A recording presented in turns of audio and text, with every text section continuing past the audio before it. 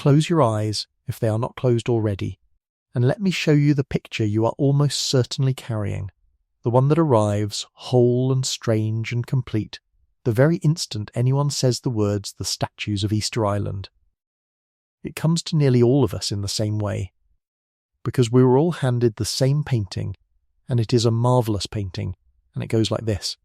You are standing on a bare green slope at the very end of the world, on a small triangle of land so far out in the open ocean that there is nothing else in any direction for thousands of miles, no other island, no ship, no smudge of a coast, only the enormous grey-blue heave of the sea running away to a hard flat horizon on every side. There is a cold clean wind coming off the water, and it moves through grass and over stone, and there are no trees, not one, so the wind has nothing to catch on and simply pours across the open land the way it must have poured for ages. And there, ranged along the slope in a long silent row, taller than a house, taller than two people standing on each other's shoulders, there are the faces, enormous stone faces, long, heavy, brooding faces with great straight noses and deep-set brows and long ears and lips pressed tight, chins thrust a little forward, staring out over your head at nothing you can see. Grim and patient and unspeakably old, each one carved from a single grey block of stone and set upright in the earth so that it seems less made than grown, less placed than to have risen up out of the ground of its own accord in some year before all the years we can name. And you walk along the row, and each face does the same small astonishing thing to you. It looms, it holds still, it will not meet your eye, it goes on looking through you at some horizon of its own. And you feel, standing under them, in that endless wind, the particular chill that comes when you are quite certain you are being watched by something that is not going to speak. And you think, dizzily, with the sea roaring faintly below and the grass hissing around your ankles, someone did this. Someone, here on this speck of land at the bottom of the map, made these on purpose. And then, because the painting has one more brushstroke, and it is the darkest and the most thrilling one, you notice that there is no one here. The faces are here. The great stone heads are here, hundreds of them. But the makers are gone. And into that silence, into the empty green slope and the watching stones and the wind that comes from nowhere, there arrives the whisper that has never quite let go of this place since, the whisper that turns a wonder into a mystery, and a mystery into a haunting. And the whisper, once it is in the air, almost tells itself. Because look, it says, look at what is in front of you. Here are colossi of solid stone, each one weighing as much as a dozen motor cars, or 2 dozen, or more, and there are not 2 or 3 of them, but the better part of 1,000, scattered the length and breadth of a treeless island at the loneliest address on the whole earth. And they did not grow where they stand. They were quarried somewhere out of the living rock, and then somehow carried, these mountains of stone, for miles across broken country, up slopes and down them, and stood upright on platforms along the shore. And there is not a tree in sight to cut for rollers. And there was never a wheel on this island, nor a horse, nor an ox, nor any beast of burden at all, nor a scrap of iron to shape a tool with. So how, the whisper says, softly, reasonably, how could the handful of people who lived on this bare rock have possibly done such a thing? And once you have let that word possibly settle in your chest, the painting draws the rest of itself. Perhaps, it murmurs, it was not these people at all. Perhaps there was an older people here before them, a lost and vanished race, cleverer and greater than any islanders, who raised the statues in some forgotten age and then were gone, leaving only their giants behind. Or perhaps, and here the whisper drops lower still, perhaps it was not people at all. Perhaps the feat is simply too great for human hands and human backs, too heavy, too many, too far, and the only ones who could have set such weights walking across an island were beings who came from somewhere else, from the sky, from among the stars, with powers we do not have, and the stone faces are their monument, or their message, left behind on the emptiest stage on earth so that no one would disturb it. And then there is the last and saddest verse of the painting, the one that feels the most grown up and the most tragic, and is therefore the most quietly seductive of all. Perhaps the people were real and human and did raise the statues themselves, and perhaps that is exactly what destroyed them. Perhaps they went mad with it, mad for stone gods.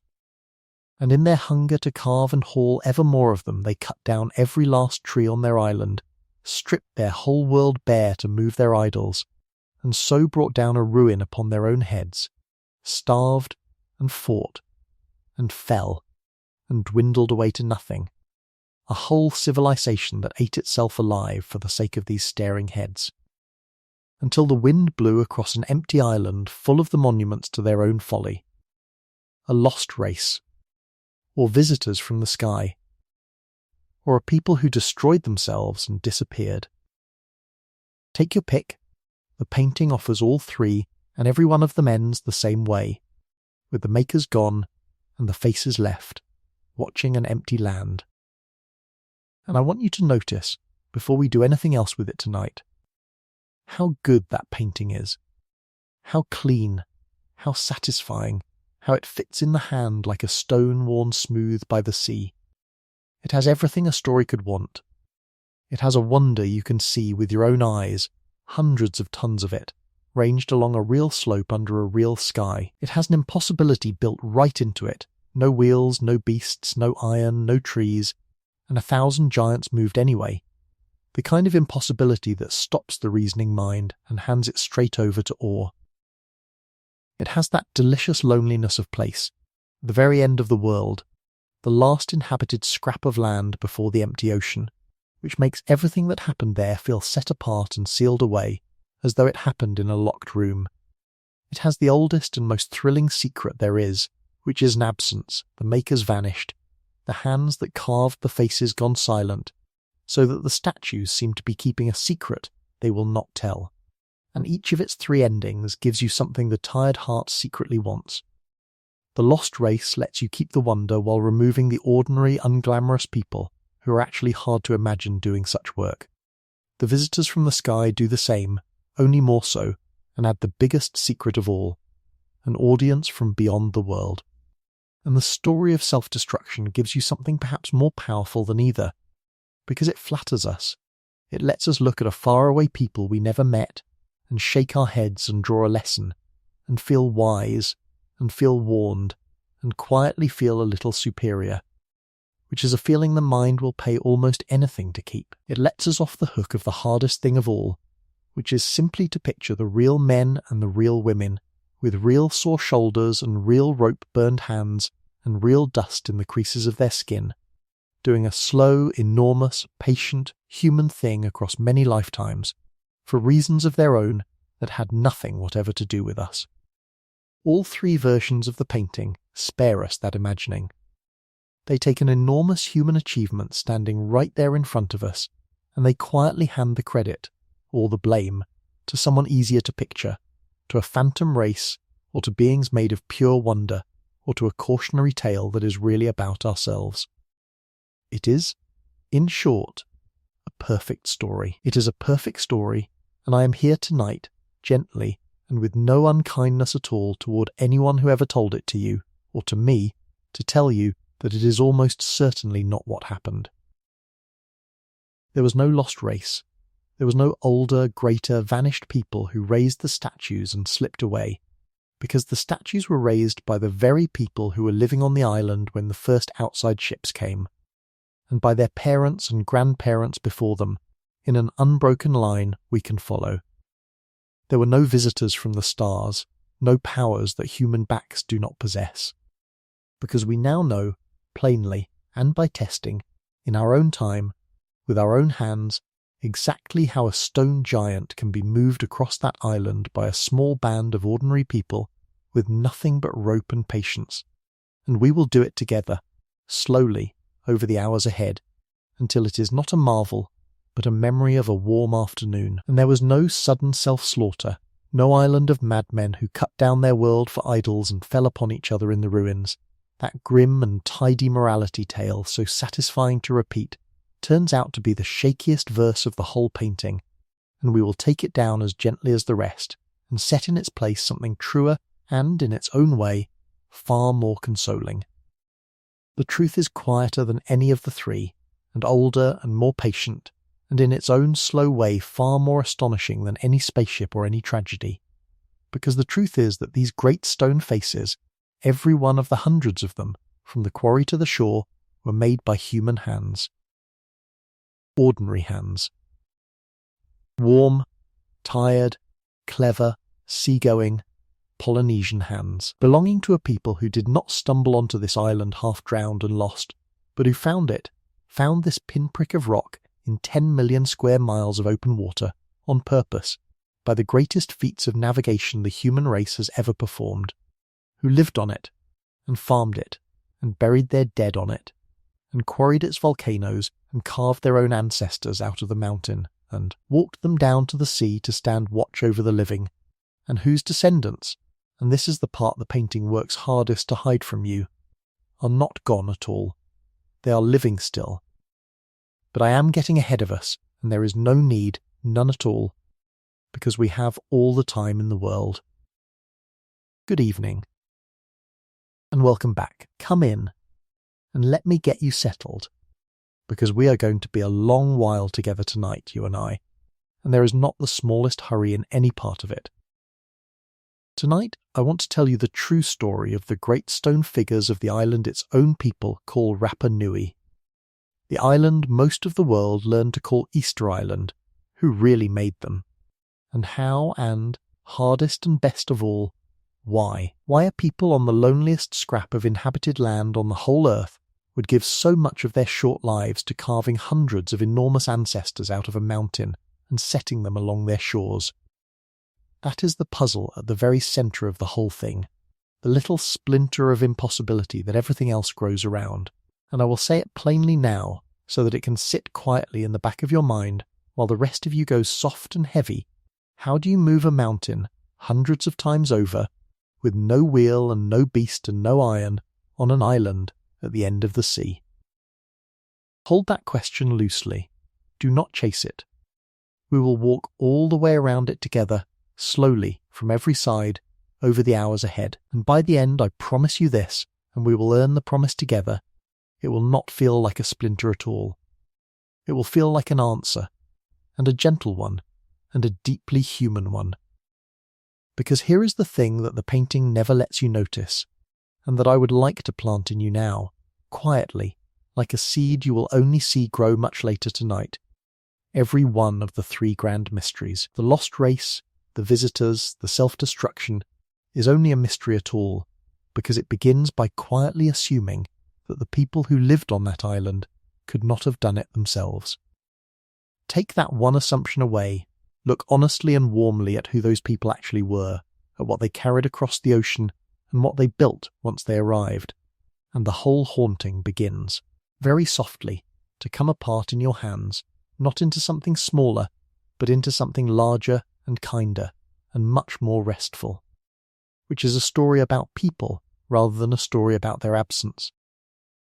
But before we take a single step down that road, I want to make you a promise, the same promise I always make, and I would like you to hold me to it all the way to the end. Everything I tell you tonight, I will tell you honestly. Where we have good evidence, real evidence, the kind you can dig up out of the ground, or carbon date from a scrap of charcoal, or read off the shape of a half-carved giant still lying in the quarry, or watch with your own eyes in an experiment done in the daylight of our own century, I will give it to you plainly, and I will tell you how good it is, and how we come to know it. And where the evidence runs thin, where the honest answer to a question is that nobody knows, and quite possibly nobody can ever know. Because the people who carved these figures left us a script we still cannot read, and much of what they thought and meant went into the ground with them, I will not paper over that gap with a confident voice and a made-up certainty. I will stop. I will tell you in so many words, here is where the receipts run out, and we will stand together at that edge and look out into the dark of what is unknown, which is, I have come to believe, one of the most restful things two people can do together. because so much of what keeps us awake at night is the pretending, the straining to be sure, the refusing to let a question simply be a question. And there is a deep and particular peace in being allowed, for once, just to say, we do not know, and that is all right, and we can rest anyway. So that is the contract for tonight, and it has 2 clauses, and I will set them both down slowly, so you can lean your weight on them whenever you like.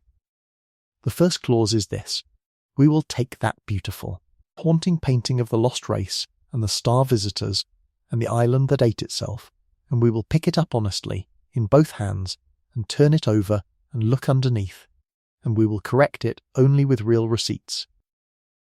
Not with a different and equally grand story of my own, not with a wave of the hand and a knowing tone, but with the actual things, with the ancestry written in the bones and the language and the sweet potato that ties these islanders hand over hand across the whole Pacific to the great seafaring people they came from.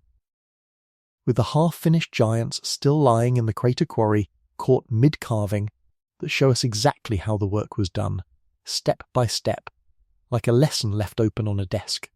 With the plain, testable, unglamorous experiment in which ordinary people, in our own time, with nothing but rope and their own weight, made a full-sized stone giant walk upright across open ground.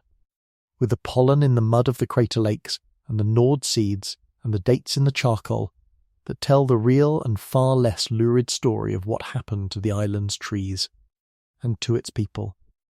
Where I make a claim, I will show you where it comes from. That is the first clause.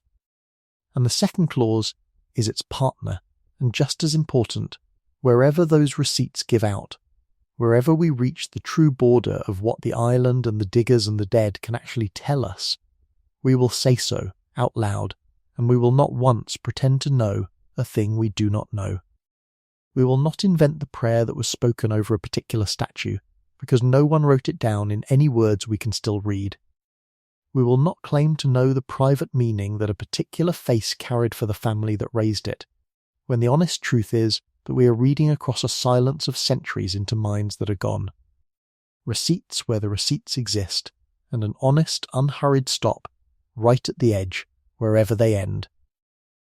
That is the whole of the contract. And you may lean your full weight on it all night long, the way you would lean on a wall you had already tested with the flat of your hand.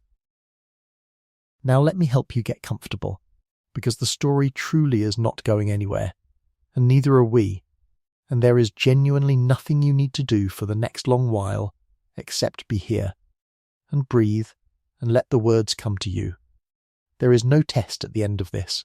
You do not have to remember the names, or the dates, or hold the threads in order.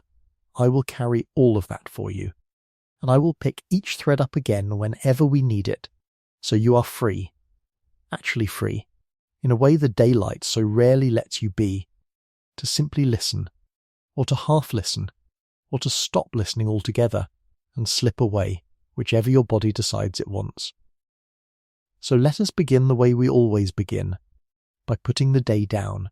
Let your shoulders come down from wherever the day has pushed them, down, and then a little further than that, because there is nearly always a little further. Some small held knot in the tops of the shoulders that has been quietly bracing since morning, and has only been waiting, all this time, for someone to tell it that it may stop. So here is the telling. You may stop now. Let it go. Let whatever is beneath you take your weight completely. The mattress, the pillow, the cushion, the arm of the chair, whatever it is that is holding you tonight, let it hold you fully, so that not one muscle anywhere in your body is still doing the old patient work of keeping you upright. Because that work is finished for today, and you're allowed to hand it over now, all of it, and be held. Let the small hinge of the jaw come unclenched, and let the tongue rest soft in the floor of the mouth. Let the space between your eyebrows, that little patch of skin that does so much frowning on your behalf that you never even notice, go smooth, and wide, and easy. Let your hands lie open, or curled, however they would rather be, with nothing in them, and nothing to hold. Let the weight of your head settle fully into the pillow, so that even the small muscles of the neck, which spend all day holding your face up to meet the world, are allowed to quit their post and rest. Let your legs grow heavy, and then heavier, the way limbs do at the very edge of sleep, until they feel less like something you are holding and more like something warm that has been laid down beside you. And let the day itself, everything that was said and everything that was left unsaid, everything you did and the longer list of things you did not get to, let all of it drift a little further off with each breath. Not shoved away, not solved, just gently allowed to move to the far side of the room, where it can wait for morning without your help. And let your breath lengthen and slow all on its own, without you standing over it and managing it. Just let it find its own long, unhurried rhythm. In and out, the way a slow swell moves across a wide ocean at the end of a long day, coming from nowhere in particular and going nowhere it needs to be. In and out, slower and softer each time, until you can no longer quite tell where one breath ends and the next one begins. And if, somewhere in the hours ahead, long before we have reached the driest facts, before we have knelt in the quarry to watch a giant come out of the living rock, before we have met the seafarers who found this island by reading the stars and the swell of the sea, before we have set a single stone figure walking with our own imagined ropes, if somewhere in there you feel yourself beginning to slip down beneath the surface of the words, then good. That is not you failing to listen. That is not a thing gone wrong. That is the whole design of this, working exactly as it is meant to work. This story has waited a very long time to be told to you gently, and it is in no hurry to be finished tonight. The island it comes from has kept these faces through centuries of silence, through the coming of strangers who could not understand them, and the long ages when the outside world knew nothing of the people who made them. It has held them faithfully all that time, and it will hold every part of this story for you just as patiently, and let you come back for whatever you missed on whatever night you like. So there is nothing to keep hold of, and no reason to stay up on the surface a moment longer than your body wants to. If you drift, if you sink, I will still be here, murmuring away over the grass and the stone and the sea, whether you follow every word or none of them. Because tonight we are going to travel out, together, to one of the strangest and most beautiful and most misunderstood places human hands have ever shaped. A small green triangle of volcanic land set down alone in the vastness of the Pacific, so far from anywhere that for most of its story it might as well have been a world of its own, ringed on every side with hundreds of stone giants standing along the shore.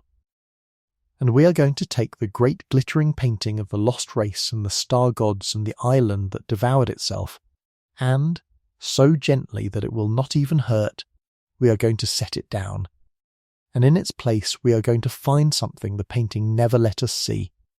The people themselves. The real ones. The ones who are so easy to lose behind the size of the stones. And I think, by the time the southern stars have wheeled all the way across the ocean sky, and we come at last to the end of it, you will find, as I did, that the truth of who carved these faces, and how and why, is not a smaller story than the one about the vanished race or the visitors from the stars. It is a far larger one. It is only quieter. And it was always a story about the living, and about the dead who were carved so that they could go on watching over the living, never a warning flung down at us across the centuries, and never a riddle addressed to the sky. So settle in. Let the last of the day finish leaving you. There is nothing you need to do, and nowhere you need to be, and no part of this you have to hold on to. And now, gently, and without asking you to move so much as a single inch, let us do the one thing the whole haunting depends on our never doing. Let us come down out of the painting. Let us step out of that first chilled and dizzy view of the watching heads on the empty slope, the view that keeps the makers safely off stage and gone, and let us go all the way down instead, down onto the real island, onto the warm pebbled ground and the wind-bent grass and the black volcanic rock at the water's edge, and stand there, on the actual earth, in the actual place, where, whatever the whisper would like you to believe, the people are not gone at all, but are waiting for us to arrive. Come with me then, down onto the island itself, just breathe, and be here and let me begin. So come down with me now, out of the aeroplane of the mind and off the cool glass of the myth, down through the last of the cloud and onto the real ground, because that is where the people are, and that is where they have been all along, waiting for us with the patience of those who are no longer in any hurry at all. We are going to stand on the island itself tonight. Not the island of the story, the one with the grim grey heads and the vanished race, and the whisper of doom hanging over it like a fog that never lifts. The other one, the true one, the one made of rock and grass and wind, the one you could walk clear across in a single long afternoon and then lie down on at the end of it and sleep. And I am going to ask you, for a good long while, not to ask it a single question, not who and not how, and not, hardest of all, why. Because a place will tell you almost everything worth knowing about itself, if you will only stand still on it first and let it. And so much of what looks, from a distance, like mystery, is really only what happens when a person comes striding up to a piece of thee. Earth demanding answers before they have so much as taken their shoes off and felt what the ground is made of. So we will not demand anything of it tonight. We will just go. The way you would stand in the doorway of a room you had never been in before, letting your eyes get used to the light. Picture then the great blue emptiness of the Pacific Ocean. Not a sea, not a stretch of water you could name the far shore of, but the single largest thing on the face of the planet. An ocean so wide that all the land in all the world would sink into it and leave room to spare. And now picture yourself out over the middle of it, the true middle, where the charts go pale and the little scattering of islands thins and thins until it stops, and there is nothing below the wing for hour after hour after hour but water, and the shadow of the clouds moving across the water, and then more water, in every direction the eye can reach, and a great deal further than that. This is the loneliest quarter of the whole sea, and down there, alone, so small against all that blue that you could hide it behind your thumb held out at arm's length, there is a single speck of land. A green triangle, hardly bigger than a good-sized town laid out on the map, set down in the ocean like a coin dropped in the middle of a ballroom floor. That is where we are going. That is Rapa Nui. The island the outside world would one day, almost by accident, come to call Easter Island, and the very first thing you must feel about it, before anything else at all, before a single statue, is just how staggeringly, almost unbelievably alone it is. Let me try to give you the loneliness of it in a way you can hold, because the numbers, said plainly, are the kind of numbers the mind slides right off. To the east of this island, toward the coast of South America, where the nearest continent stands, there lies something on the order of 2,000 miles of open ocean, a distance so great that if you set out from the island's eastern shore in a boat and rowed toward the sunrise, you would be weeks upon the water, out of sight of any land, before the coast of Chile finally lifted itself over the horizon. And that is the near side. That is the close neighbour. To find the nearest other inhabited place, the nearest island where other human beings were living their lives, tending their own fires, you must go the other way, westward, and there again it is well over 1,000 miles of unbroken sea before you reach the tiny scattered specks of Pitcairn, themselves among the most isolated inhabited rocks in the world. Sit with that a moment. This is not an island off a coast. This is not a stepping stone in a chain, one of 100 green beads strung close enough that a canoe might hop from one to the next in a morning. This is one of the single most remote inhabited spots on the entire surface of the earth, a place so far from everywhere that for most of its long human story, the people who lived there may well have believed, and would have had every good reason to believe, that theirs was the only land there was, and their own small crowd the only people alive under the whole turning wheel of the stars. Hold that feeling gently. We will need it later, when we come to wonder what it does to a people. That much sky and that much sea, and no one at all to answer back. Now let us bring the wing down lower, and let the island itself take shape beneath us, because for all its loneliness it is not a barren thing. It is, in its own bare and windswept way, rather beautiful, and I would like you to see it as it truly is, rather than as the grey and haunted place the story always paints. It is a triangle, as I said, and it is a triangle for a plain and honest reason. It was made by fire, out of the floor of the sea, long before any person ever set eyes on it. Each of its 3 corners is the worn-down stump of an old volcano, 3 great cones of cooled rock, long since gone quiet, that grew up out of the deep and joined their skirts of lava together in the middle to make the single triangular island you are looking at now. One corner rises higher than the rest into a broad rounded mountain, the tallest ground on the island, from whose gentle summit. And it is gentle, more a long green swelling of the land than any jagged peak. You can turn slowly all the way round and see the ocean on every side at once, the horizon a perfect unbroken ring of blue with you standing at the very centre of it, which is a thing you can do in almost no other place on earth.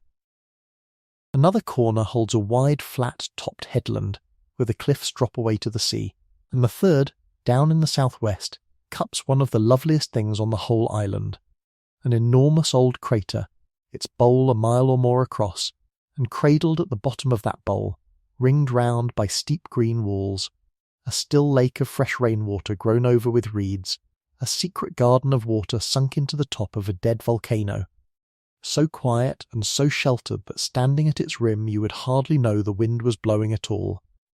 And the wind, you must feel the wind, because it is nearly always there, and it has shaped everything, the land and the people and the story alike. This is an island with almost nothing to stand between it and the whole width of the sea.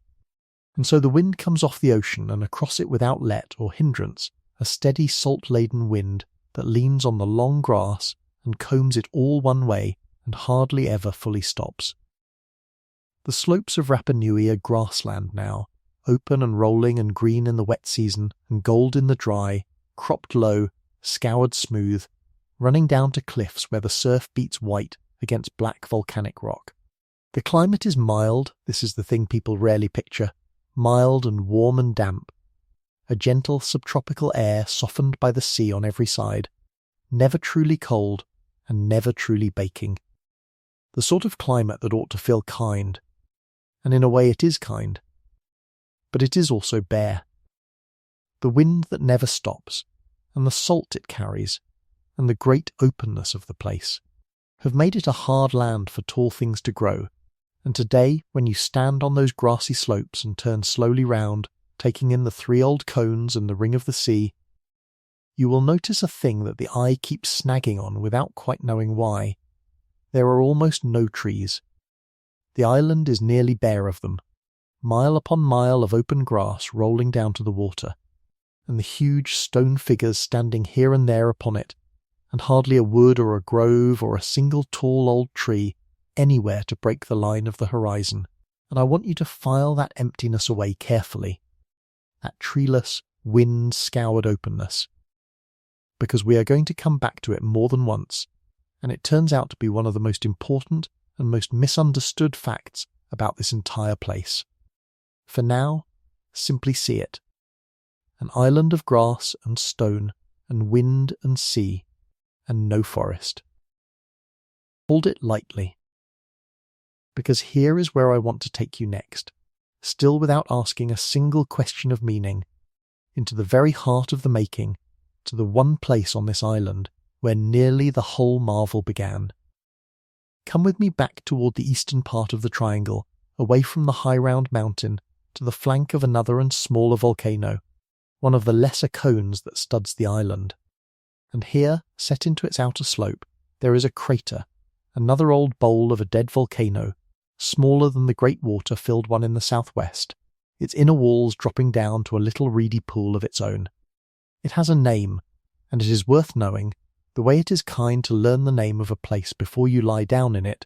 It is called Rano Raraku. Say it softly to yourself.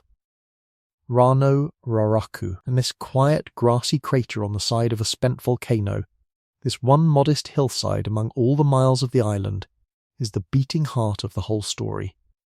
Because very nearly every one of the great stone giants that stands on Rapa Nui, every one of those enormous figures that have made the island famous to the ends of the earth, came out of the living rock of this single hill. This was the quarry. This was the workshop.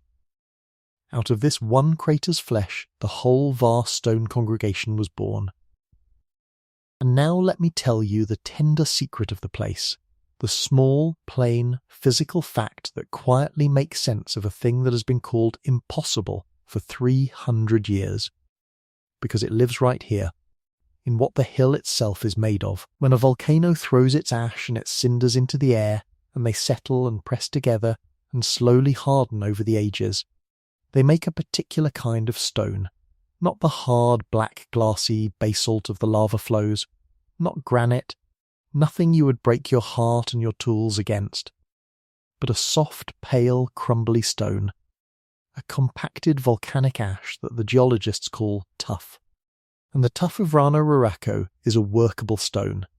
It is soft enough, when it is freshly cut and still holds the damp of the ground in it, that a patient person with a harder stone in their hand, a hand-sized pick of dense black basalt, the toughest rock the island had to offer, can chip it and shape it and carve it, the way you might carve a very firm cheese or a bar of hard soap, slowly, steadily, an inch of dust and chips at a time. Think of what that means. Think of what a gift that is. It means you do not have to find a boulder and somehow drag it home and then fight it into shape.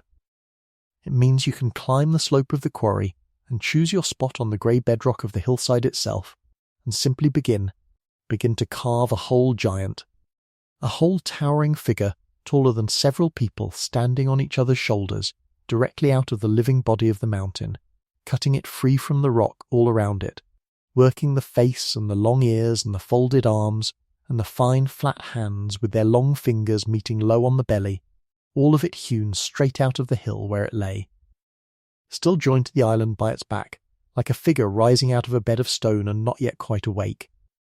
No magic in it, no lost art, only soft stone and hard picks and time and hands that did not tire of the work.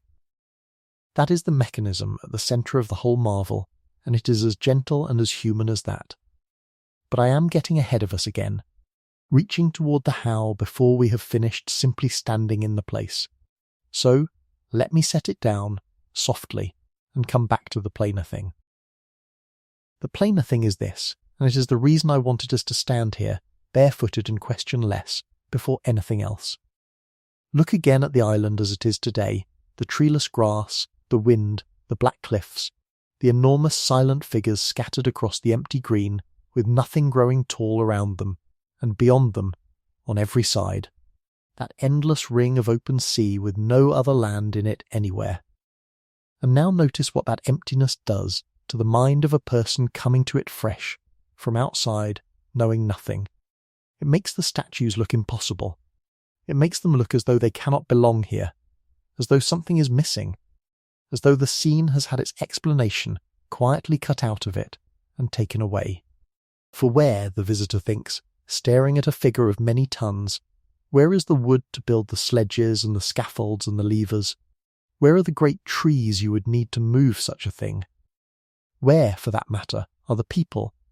Where is the crowd it would take, and the fields to feed that crowd, and all the busy furniture of a civilization big enough to do this?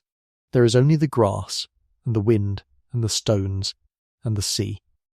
And into that gap, into that aching, obvious, visible emptiness, the mind rushes to pour a story. Someone else must have done this. Someone with what this bare place so plainly lacks. A lost race with knowledge we have forgotten, visitors who did not need trees or crowds or sledges at all. And I want you to see tonight, lying there in the dark, how exactly this is the same trick the desert played at Nazca, and the same trick a bare hillside plays wherever an ancient wonder stands in an empty land. It is the emptiness that does it. It is the missing scenery. when the great works of the ancient world happen to survive in a full and busy landscape. Among towns and roads and living people, we somehow take them in our stride, but set the very same works down in a place scraped bare, a rainless desert, a treeless island, a silent plain, and strip away the crowd that made them and the forest that fed the making. And the works seem to float free of any possible human cause, and the mind, hunting for what is missing, reaches past the people and up toward the sky. The bareness of the desert made men look up and dream of runways. And the bareness of this island, an island, and here is the quiet heart of it, that was not always bare, an island that once, long before the strangers came, was clothed in a great forest of palms that is simply no longer there. That same bareness made men look at the giants standing in the empty grass and dream of a vanished lost race. The emptiness is not the proof of a mystery. The emptiness is the thing that manufactures the mystery. And the moment you know that the island was once green with trees, and that something happened to those trees, the whole haunted feeling of the place begins, very gently, to change its shape, but that too is a thread for a later hour, and I will not pull it hard tonight. Tonight it is enough to have noticed the trick, and to have felt how naturally, how almost innocently, a bare place invents its own ghosts. So that is the island, remote almost past believing, born of 3 old fires, wind-combed and grassy and stripped of its forest, mild and salt and open to the whole width of the sea, with one soft-stoned crater at its heart, out of which a whole nation of giants was carved. That is the ground. That is the stage, standing empty and lit, before any of the players have spoken. And for the longest time, for century upon century, that stage stood exactly like this, out at the far lonely edge of the world, with no one from the rest of the human family ever once setting eyes upon it. The people of Rapa Nui carved, and raised, and lived, and loved, and buried their dead, and carved again, entirely alone, under their own stars, with no notion that any other land or any other people existed anywhere at all. And then, one day, after all those silent centuries, the outside world came blundering over the horizon, and I want to end our standing still tonight with the way that it happened, because it happened almost by chance, and it set the whole tone of misunderstanding that has clung to the island ever since. It was a small fleet of Dutch ships, far out on a long exploring voyage across the Pacific, hunting for a great southern continent that they never found, under a commander named Jacob Roggeveen. They had been weeks upon the open water, that same endless water we flew across at the start of tonight, seeing nothing, when a lookout raised the cry of land. This last, least, loneliest of lands, lifting green out of the blue where no chart had promised anything at all. And the day on which they came upon it happened to be a Sunday, and not just any Sunday, but Easter Sunday, in the year 1722. And so, with the easy carelessness of strangers who arrive at a place that has had its own true name for 1,000 years, and never think to ask what that name might be, they wrote down in their logs the only name the island has ever carried into the wider world, they called it, simply, after the day of their arrival, Easter Island. A whole living world named in passing for the calendar of the men who happened to sail up to it. They stayed only a few days. They marvelled, as everyone since has marvelled, at the enormous stone figures standing along the shore. They could scarcely believe, they wrote, that a people with so little in the way of heavy timber and thick rope could ever have raised such things. You can hear already in the very first words the outside world ever set down about the place, the beginning of the doubt that would harden into the myth. And then they weighed anchor and sailed away, and the island closed again behind them into its silence, and did not see another ship for the better part of 50 years, until other explorers found their way there, and later still the great English navigator Captain Cook brought his vessels to that shore and looked, as the Dutchman had, upon the same silent giants gazing inland across the grass. And here is the thing I want you to carry down into sleep tonight, the quiet hinge on which so much of the misunderstanding turns. every one of those visitors, the Dutch on their Easter Sunday, the ones who came after, Cook and his crews with all their careful eyes, every one of them saw the statues. How could they not? The statues were the first and the largest and the strangest thing there was to see. But not one of them, arriving so late, so long after the great age of the carving had already passed, ever truly saw the makers. They saw the work and mistook it for a riddle. They saw the giants and did not see the ordinary, tired, ingenious human hands that had shaped them out of the soft stone of a crater and stood them up along the sea. They came at the very end of the story and, finding the authors gone quiet, decided the authors could never have been equal to the work, and so, gently, without quite meaning to, they began to give the credit away, to a lost race, to a vanished people, to anyone at all except the plain and capable and entirely real islanders who had done it. And that, more than the remoteness, and more than the emptiness, and more than all the wind and salt together, is where the myth was truly born, in the simple accident that the world arrived to look at the answer only after the people who held it had fallen silent. But they were not gone. They were never a lost race. Their descendants were living on that island when Roggeveen came, and are living on it still, this very night, under those same wheeling southern stars.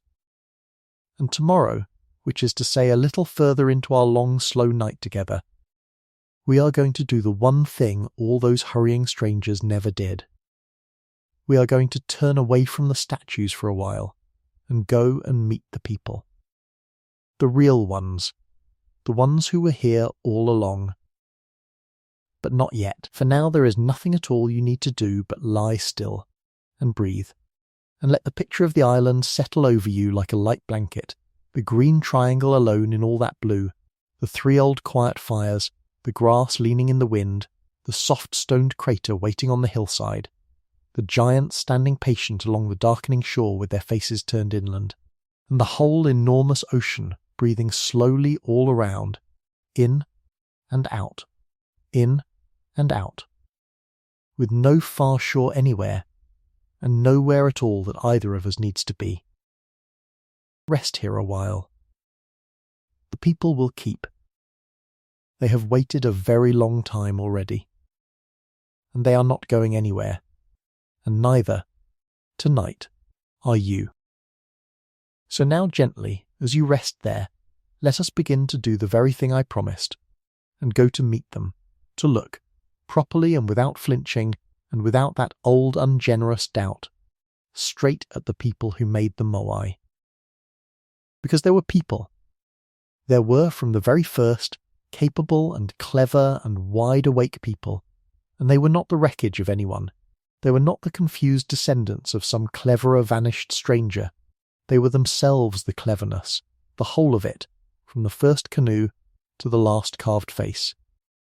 And the single most important thing I can do for you tonight, the thing that everything else in all our remaining hours will quietly rest upon, is to make these people real to you, to lift them up out of the grey fog of the word ancient, where everyone becomes a shadow and anything at all seems possible, because nothing seems quite human, and to set them down in front of you as what they truly were, which is human beings exactly as awake and exactly as ingenious as you are, who did a thing so difficult and so daring that we have spent 3 centuries refusing to believe they were the ones who did it. So let me tell you who they were, and let me begin as we must, not on the island at all, but far out on the open water, because that is where their real astonishment lives, not in the carving of the stone, remarkable as that is, but in the simple staggering fact that they were ever standing on that particular speck of land to carve it at all. They were Polynesians. That is the first and the largest fact, and I want to lay it down plainly and let it sit, because so much follows from it. The people who found Rapa Nui and settled it and carved its giants were part of the great family of seafaring peoples who, over the course of a few thousand years, did something that I think is genuinely without equal in the whole long story of our species they explored, and found and made homes upon very nearly every scrap of habitable land scattered across the largest single feature on the face of the earth, the Pacific Ocean. which is so vast that all the continents of the world could be dropped into it with room to spare. Look at a globe and turn it until all you can see is that one blue hemisphere, that enormous emptiness of water with only a faint dust of islands sprinkled across it, and understand that people got to nearly all of them.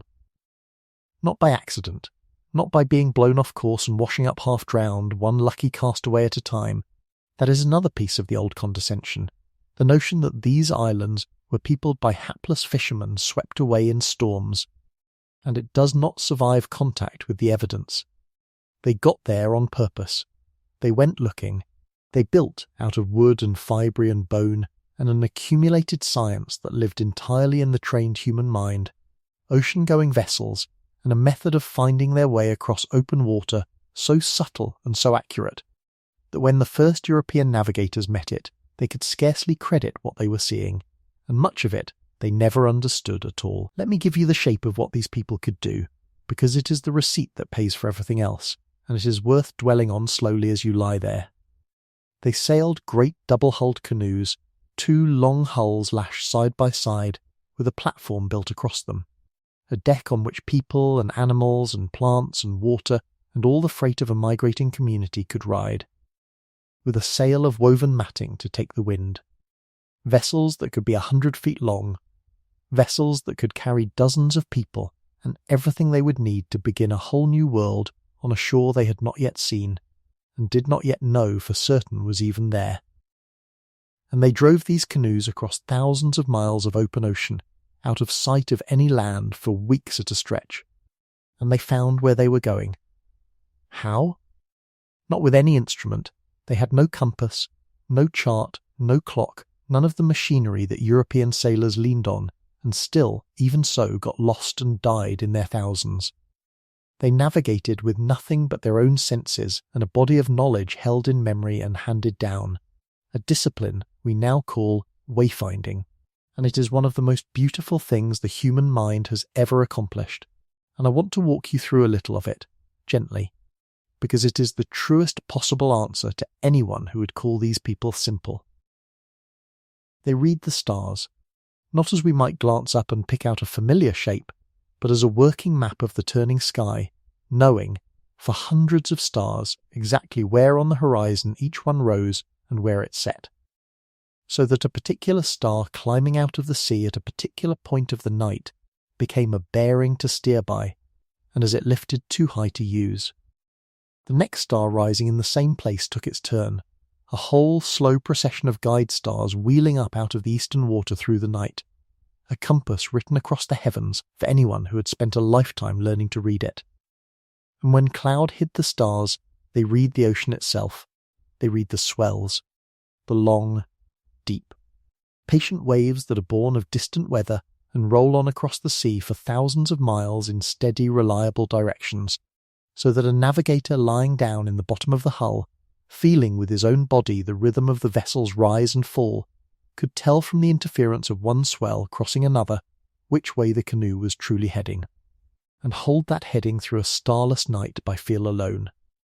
They read the birds, knowing which seabirds sleep on land and fly out to fish at dawn and home again at dusk, so that a single small bird crossing the sky at the right hour became an arrow pointing toward an island still far below the horizon, hours or a day before any human eye could have seen the land itself. They read the clouds, the way a cloud will sometimes hang and gather over a hidden peak, or take a faint green tint on its underside from the light thrown up off a lagoon. They read the flotsam, the drifting seeds and branches. They read, some of them, the very shape of the water where the swells bent and bounced back off unseen shores, an art so fine and so nearly unbelievable that it took our own scientists the better part of the 20th century even to accept that it was real. This was a science.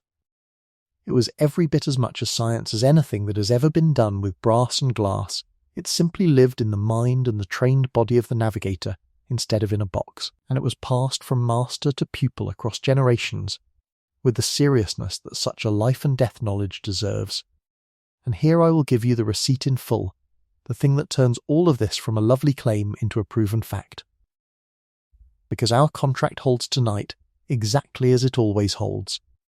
Where the evidence is good, I will show it to you, and here the evidence is very good indeed. In our own time, within living memory, the people of the Pacific set out to prove that their ancestors could have done what the doubters said was impossible. They built, in the old way, a great double-hulled voyaging canoe, and then, deliberately, they carried no instruments aboard, no compass, no charts.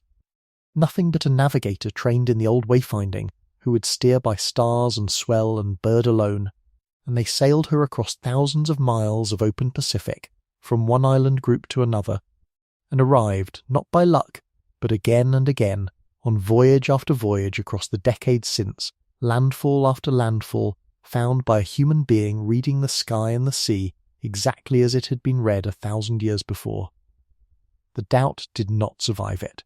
It cannot survive it. We have watched it done. So when anyone tells you that the people of Rapa Nui could not have found their island on purpose, that they must have been washed there helpless, remember that their cousins, in our own lifetime, using nothing their ancestors did not have, crossed the widest ocean on earth by feel and by memory, and came home to tell of it. These were not people to whom the sea happened. These were people who had made the sea their road. And Rapa Nui was the farthest, loneliest end of that road, the last and most difficult landfall of the whole enormous expansion, a triangle of volcanic rock so remote that reaching it at all stands as the crowning feat of the greatest sailors our species has produced.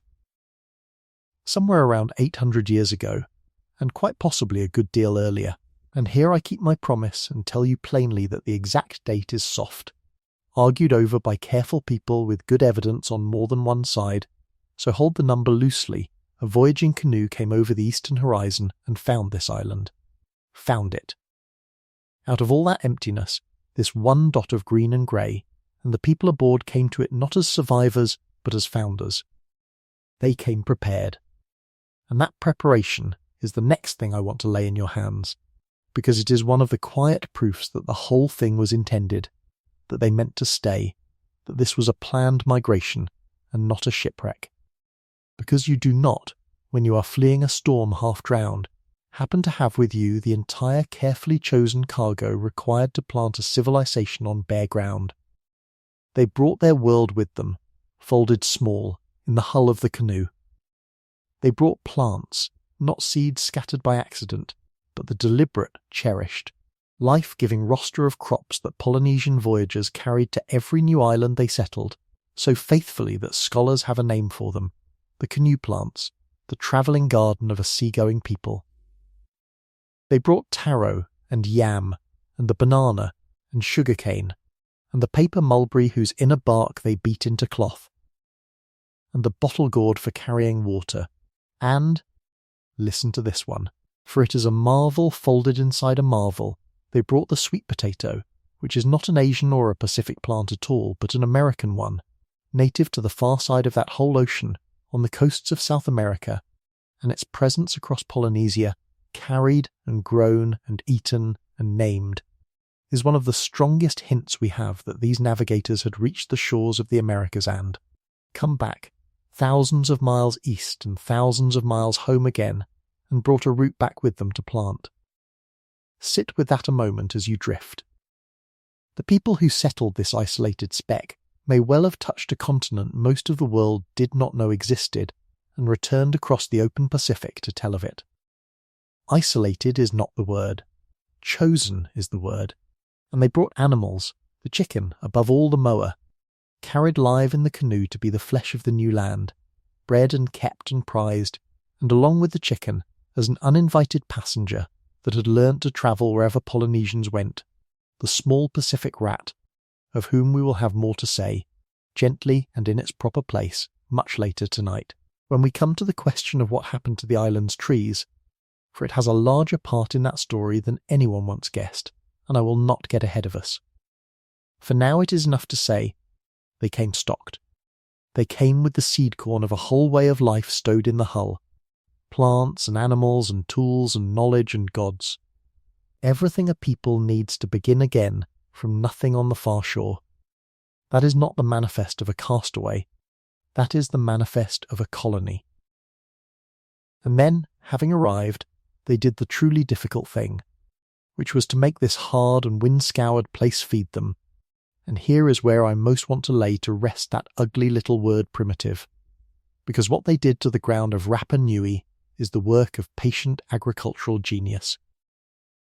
Remember the island as we found it standing together, treeless in its later centuries, swept by a salt wind off the sea, its volcanic soil thin and easily robbed of its moisture and its goodness by that relentless air. This is not easy ground. A less resourceful people would have starved on it. The Rapa Nui, instead, invented their way to abundance, and they did it beautifully, with the one thing the island had in endless supply, which was rock. They practiced what the scholars call lithic mulching, which is a grand phrase for a tender and ingenious idea. They broke up stone and spread it across their gardens. A deliberate blanket of pebbles and broken rock laid over the soil, and that stone mulch did a whole quiet chorus of good things at once.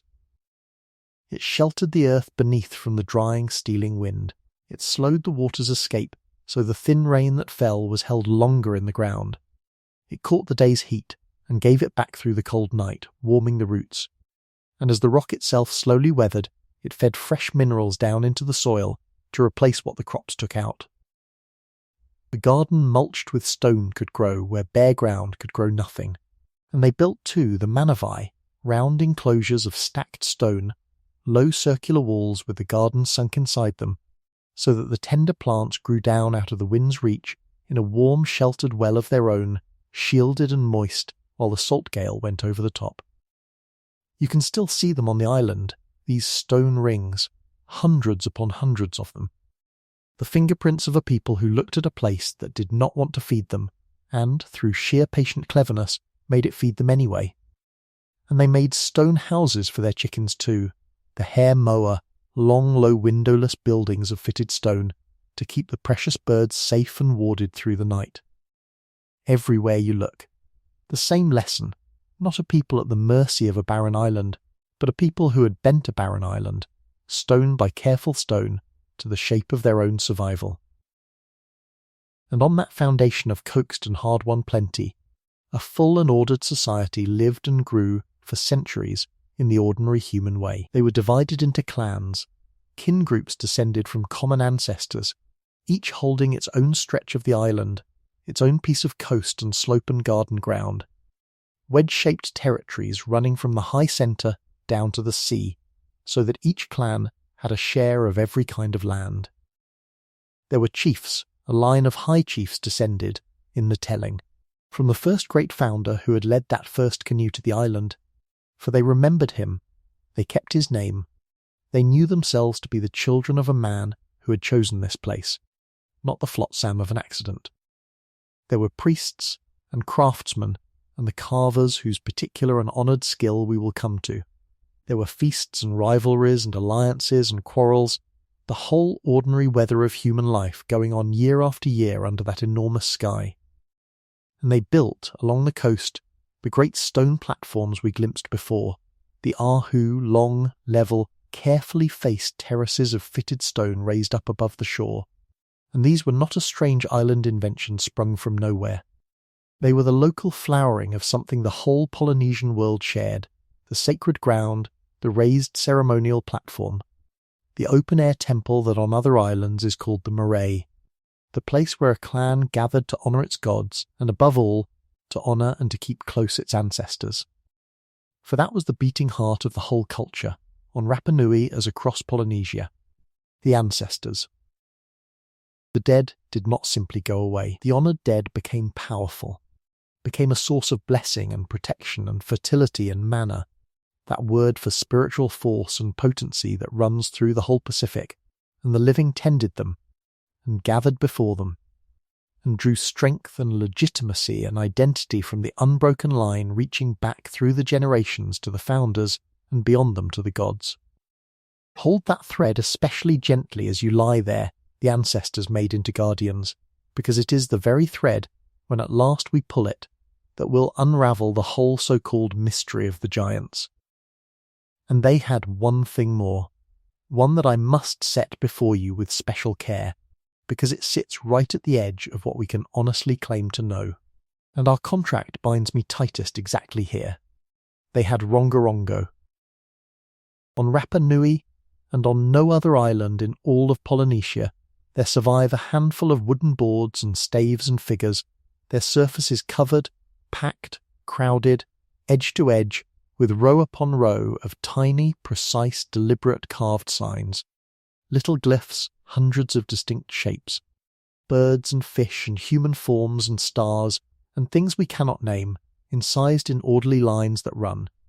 Remarkably, one line left to right and the next line right to left, with the signs themselves flipped upside down, so that the reader must turn the whole board around at the end of every line to carry on.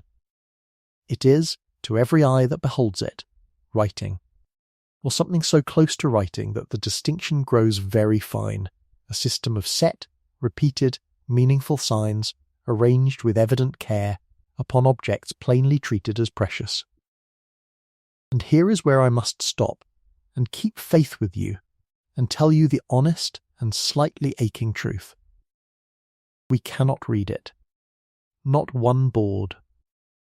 Not one line. Of all the world's lost scripts, this is among the most stubborn, partly because so few examples survived the ruin that later fell upon the island, and partly because the knowledge of how to read them died, with terrible completeness, in that same ruin, before anyone thought to write down what the board said.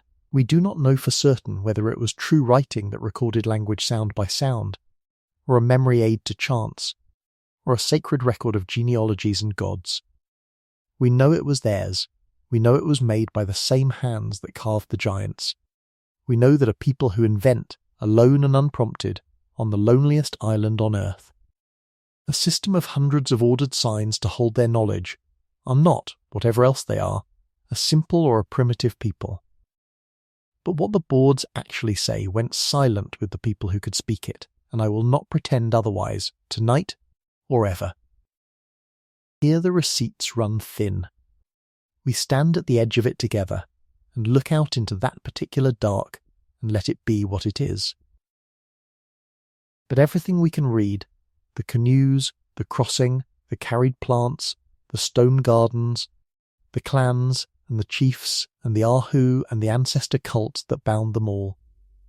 Everything we can actually see and touch and date points in one single direction, and now, having stood among these people a while, I can at last put into your hands the fact that closes this part of our night like a key, turning softly in a lock. It is this. The Moai, the giants, the great gravestone faces that so astonished every visitor and launched every wild story of lost races and visitors from the sky. The Moai are ancestors. They are carved ancestors. They are these people's honoured dead, their founders and their chiefs and their great forebears, made permanent and made mighty in stone, set up upon the Ahu, the sacred platforms of the clans, to stand watch. And the carving of them was not a strange and inexplicable thing that fell upon this one island out of a clear sky. It was the deepening, the grandest, most colossal, most ambitious flowering, yes, but the direct and unmistakable deepening of a thing the whole Polynesian world already did. Across those scattered islands, wherever these seafaring people settled, they carved images of their gods and their ancestors. They raised figures of stone and of wood upon their sacred grounds. On some islands you will find, even now, standing stone statues of the ancestors, smaller cousins of the Moai, the same impulse in a lesser scale. The human figure hewn from rock to hold a forebear's presence among the living. The stoneworking, the platform building, the veneration of the powerful dead, all of it was already there, carried in the canoe with the taro and the chickens, part of the very furniture of being Polynesian.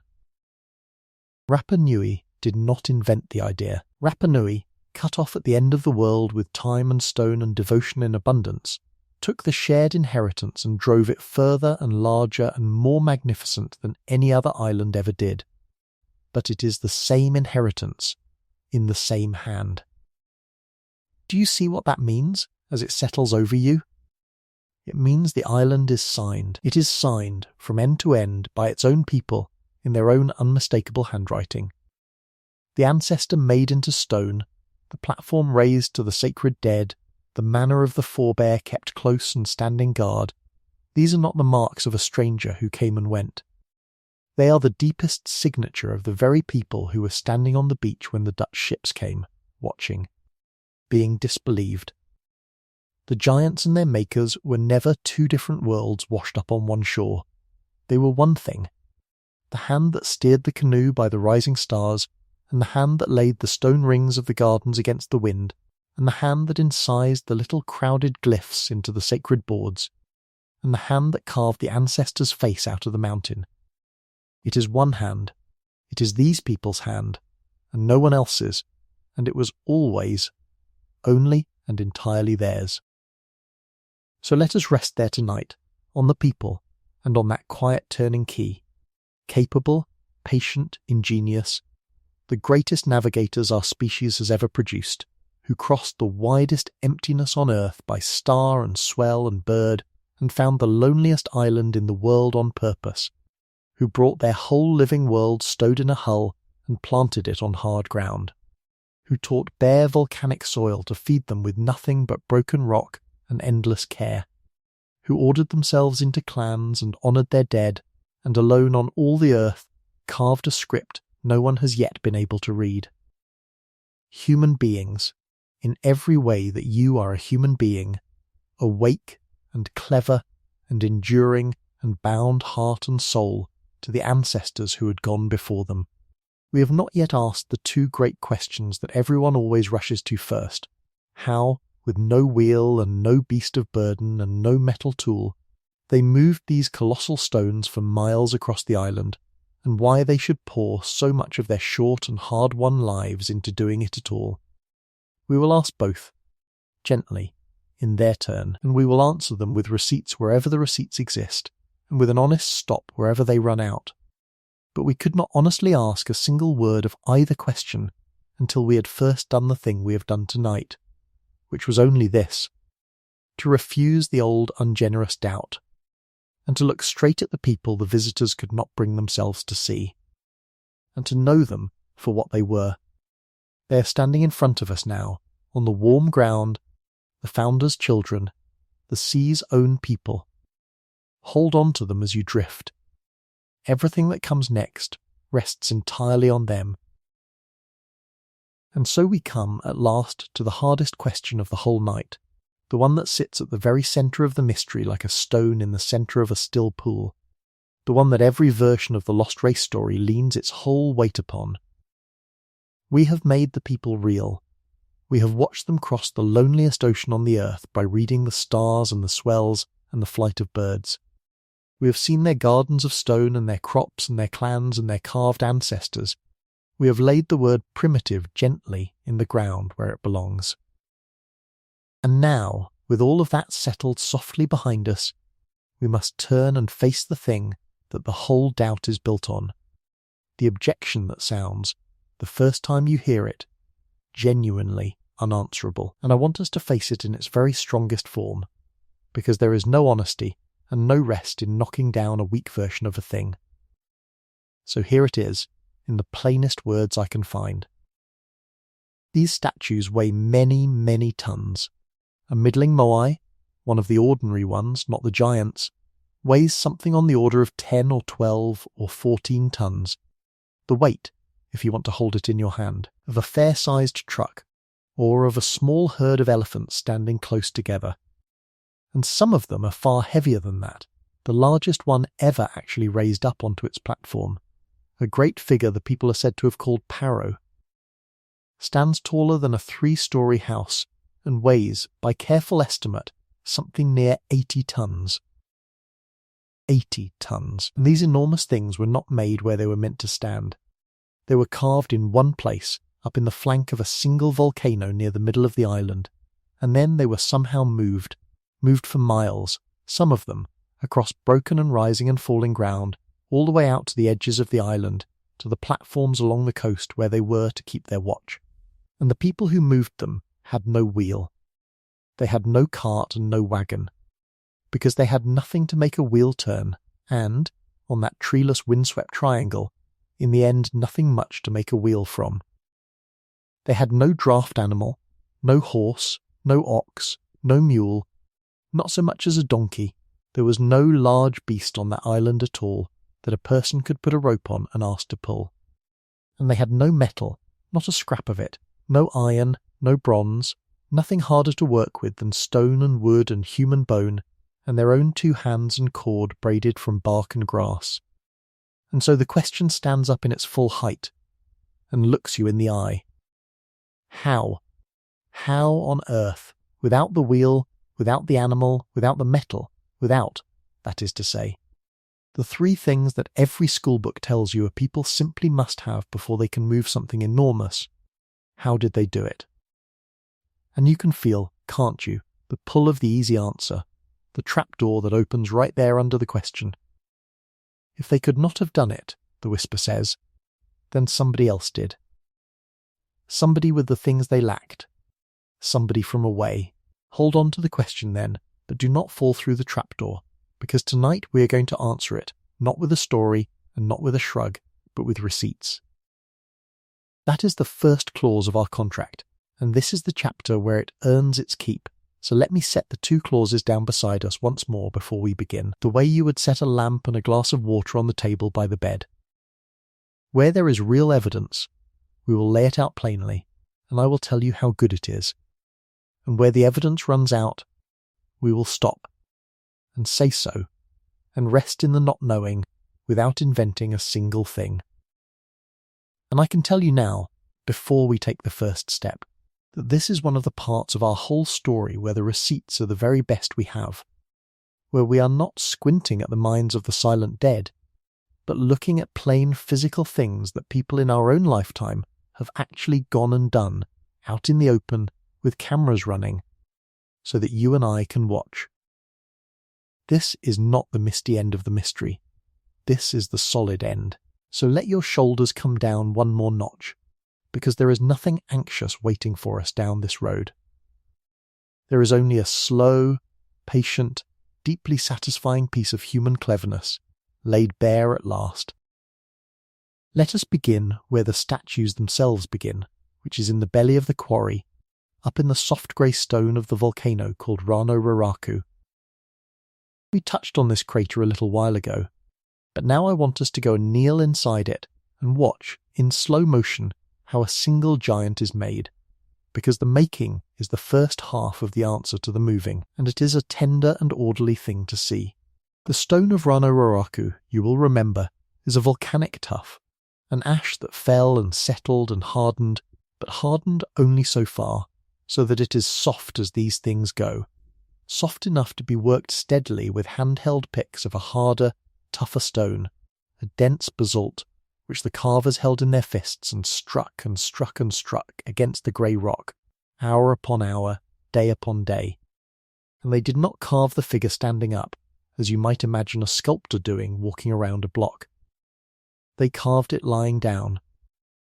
They found a good face of the rock, often a sloping shoulder of the crater's outer flank, and they carved the Moai directly into it, out of the living bedrock, on its back, face upward to the sky, so that the statue was, for the whole of its making, still joined to the mountain along its spine, lying in a kind of cradle of stone that they cut down around it, deeper and deeper, freeing the face first, then the long ears, then the arms held close against the sides with the delicate hands, and the long fingers meeting low across the belly, then the whole front of the body.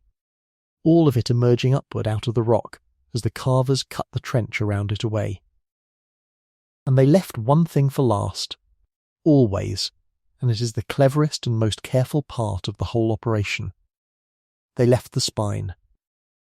Along the very back of the Moai, underneath it, running the length of its body, they left a keel, a ridge of uncut rock, like the keel of a boat. That held the finished figure fast to the bedrock, even when everything else about it was done. The face was finished, the body was finished. And still the great thing lay there held to the mountain by that one last strip of stone along its back, as a leaf is held to the branch by the last thread of its stem in the autumn. And only then, when all the rest was ready, did they cut the keel carefully from the sides, undermining it, and free the Moai entirely from the rock that had made it, so that it could at last be moved. And how they got it down from where it was carved is itself a small marvel of patience, because many of these figures were cut high on the outer slope of the crater.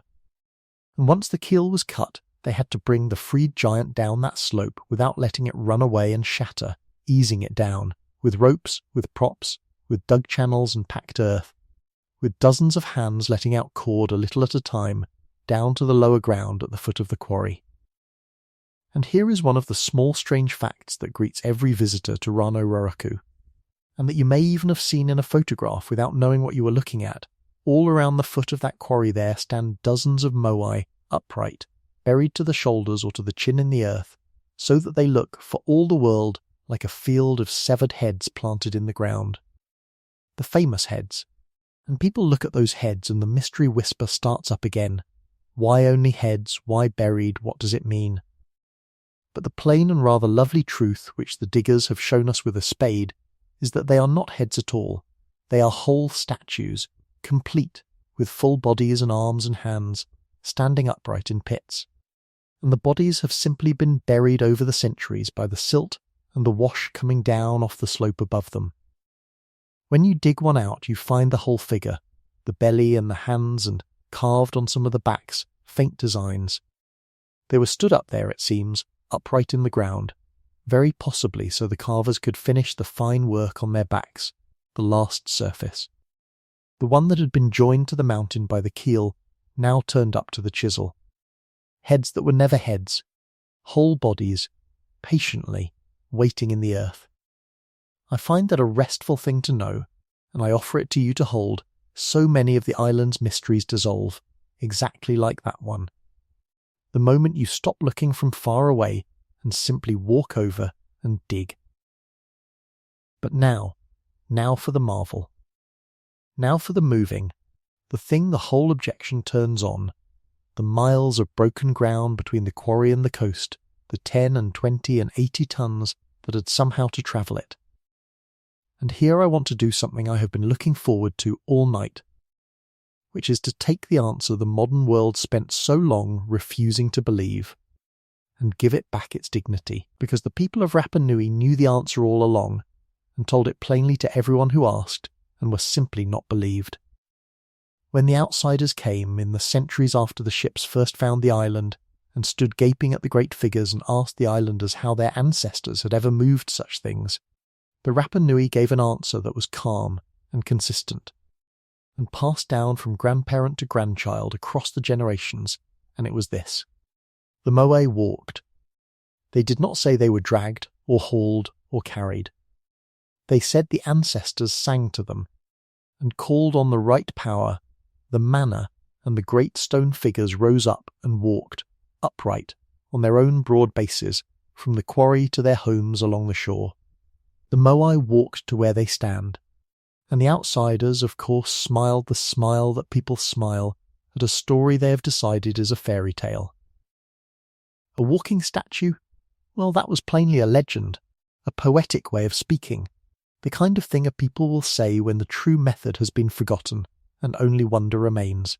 For a very long time, that is exactly how the walking was treated, as a charming impossibility, a myth to be gently set aside so that the serious people could get on with working out how the statues were really moved. And the serious people had their own ideas, and they tried them. In the middle of the last century, the Norwegian adventurer Thor Heyerdahl, a restless, vivid man who loved this island and did real and lasting work on it, whatever else one may say of some of his grander theories, set his mind to the moving, and he and the islanders working with him experimented. They tried laying a Moai on its back on a great wooden sledge, a kind of Y-shaped wooden frame, and hauling it along with a large crowd of people pulling on ropes. And by main force, with enough backs bent to the cord, they could indeed drag a statue that way across the ground. It could be done. But it took a great many people, and a great deal of timber for the sledge and the rollers, and it always sat a little uneasily, because it needed exactly the plentiful wood and the vast labour that the island, by the end, was thought not to have had in such supply, and because. All the while it quietly ignored what the islanders themselves had been saying for 200 years. It moved the statue lying down, on its back, dragged, and the people had never once said dragged. The people had said walked. Upright, and there is a difference between those two words as wide as the ocean, and it turned out, this is the part I love, that the people had been right, and the difference was the whole secret. Because in our own time, in the last decade or so, a small number of researchers went back and did the thing that should perhaps have been done first, which was to take the islanders' own word not as poetry but as instructions, and ask, what if they meant it plainly? What if the Moai really did travel upright, and really did in some literal sense walk? And to test it, they built a full-scale copy of a Moai, a faithful replica, cut to the right shape and the right weight, several tons of it, a real and genuinely heavy statue standing on its own base, and they took it out onto open ground, and they tied ropes to it, and they tried to walk it. And I want to tell you exactly how it is done, because it is the simplest and most human thing in the world, and once you have pictured it, you will never quite look at those statues the same way again. You need 3 teams and 3 ropes. 2 of the ropes go round the head of the standing statue, 1 to a team on the left and 1 to a team on the right. And the 3rd rope goes to a team behind, to hold it and to steady it and to keep it from tipping too far forward. And then the team on the left leans back and pulls, and the great heavy figure rocks up onto the right edge of its base and tilts, and as it tilts, its own enormous weight, swinging on that curved base, throws it a little forward so that it comes down a step ahead of where it stood. And then the team on the right leans back and pulls, and it rocks the other way up onto its left edge, and swings and steps forward again. Left and right, and left and right. A slow, rolling, waddling, side-to-side rocking, the rope teams calling to each other to time the pulls, the huge stone thing leaning and swinging and setting itself down. Leaning and swinging and setting itself down, walking, in exactly the ponderous, hip-rolling way that a person carries a very heavy wardrobe across a room by tilting it up on one corner and then the other and shuffling it along. That is how you walk a Moai. With rope and rhythm and a handful of people on each side, and time. And when they tried it, the replica walked. It genuinely walked, on its own base, upright, moving forward hundreds of feet, powered by nothing but a few dozen people leaning on cords and the statue's own weight rocking from side to side. No wheel, no animal, no metal, no sledge, no forest of felled trees laid down as rollers. Just the thing standing up and rocking its way down the road, precisely as the grandparents had always said. And here is the receipt that closes the case, the detail that turns a clever demonstration into something very like proof, and it is written into the bodies of the statues themselves. When you look closely at the Moai that were made to travel, the ones found lying along the old roads between the quarry and the coast, the ones that never reached their platforms, you find that they are not the same shape as the ones that arrived and were set up. The travelling Moai have a distinct forward lean, their heads tip forward over their bases, and they are fat-bellied, wide and heavy through the front, with the base cut not flat but on a subtle curve, and the whole mass balanced a little forward of centre. And for the longest time this was thought to be simply an earlier, cruder style. But once you have watched a Moai walk, you understand what you are looking at, because that shape, the forward lean, the heavy belly, the rounded forward set base, is not a style at all. It is an engineering specification. It is the exact shape a standing figure needs to be if it is going to rock forward when you tip it from side to side. The forward lean makes it fall into each step instead of merely wobbling in place, and the fat curved base is the rocker it walks on. The travelling statues were built to walk. They were designed for the road. And then, this is the last piece, and it fits like a key. When a Moai finally reached its platform and was raised up to stand and keep its watch forever, the base was cut down flat and level, and the forward lean corrected. so that the standing figure would stand square and still and not tip, gazing steady and upright over the land. The road shape and the standing shape are different shapes, because they had two different jobs. One was made to move and one was made to stay.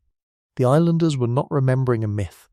They were remembering a technology, so exactly that its fingerprints are cut into the very stone. The Moai walked. Let that sentence, which sounded a moment ago like a fairy tale, settle in you now as the plain and demonstrated truth that it is. And there is one more homely piece of evidence I cannot leave out, because it made me laugh with pleasure the first time I understood it.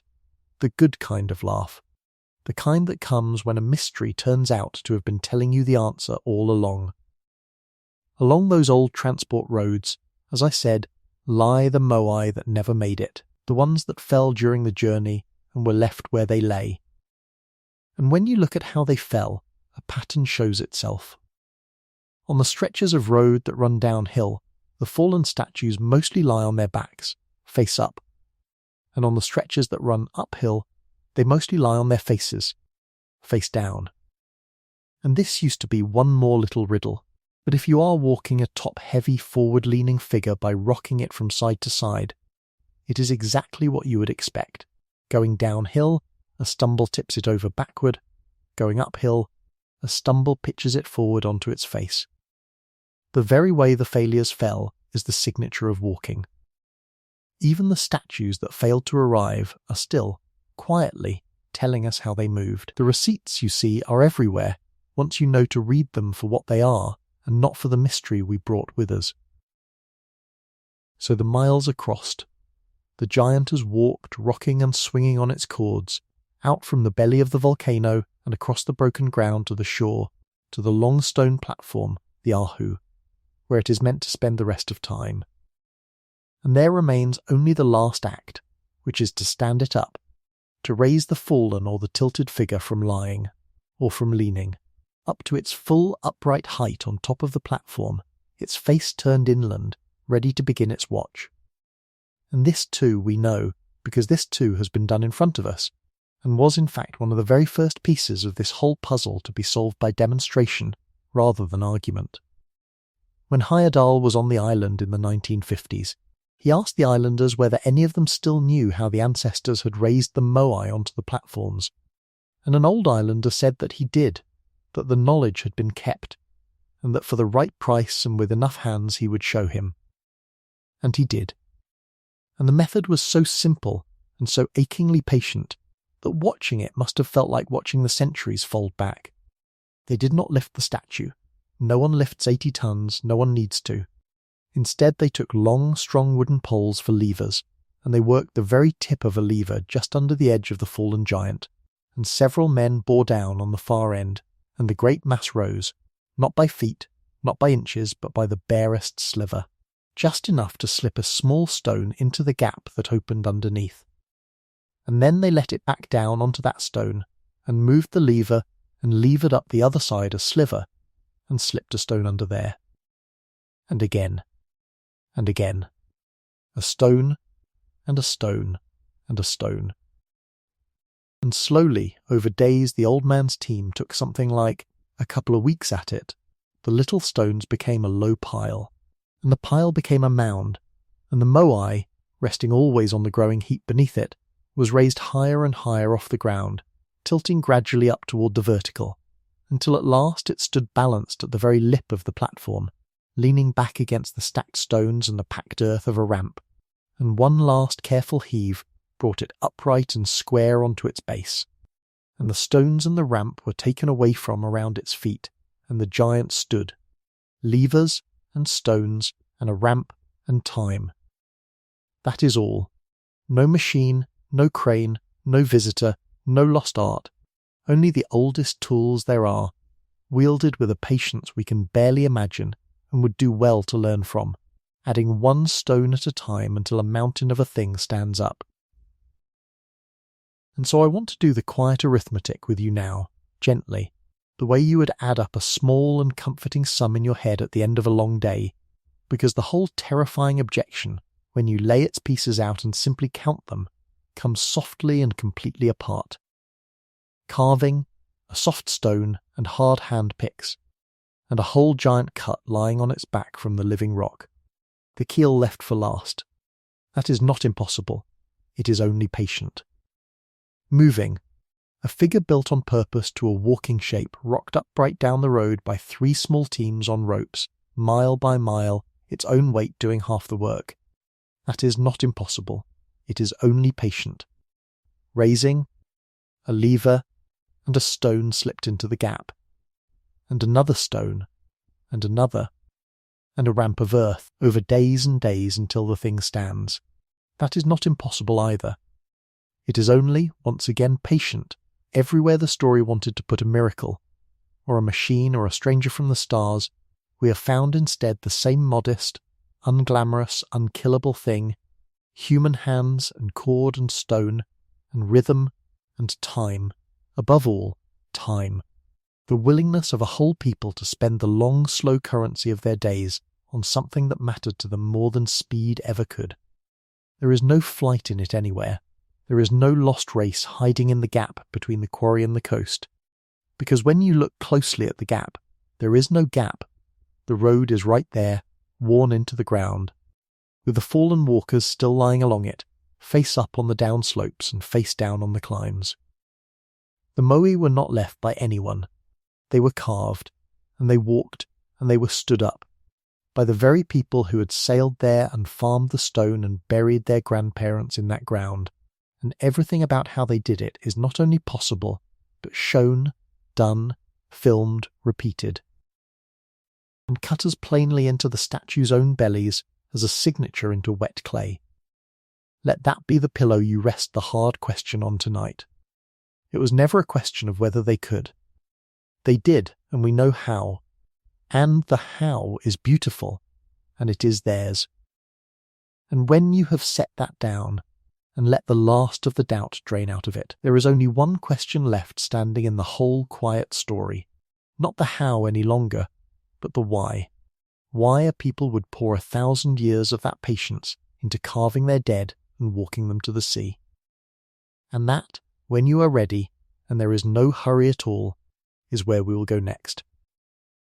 And so the how of it comes to rest, at last, in the plainest and most human place there is, not flight, not a lost race of giants who could lift stone with a touch, not visitors who came down out of the sky and hauled the ancestors to the shore as a favour to a people too simple to do it themselves.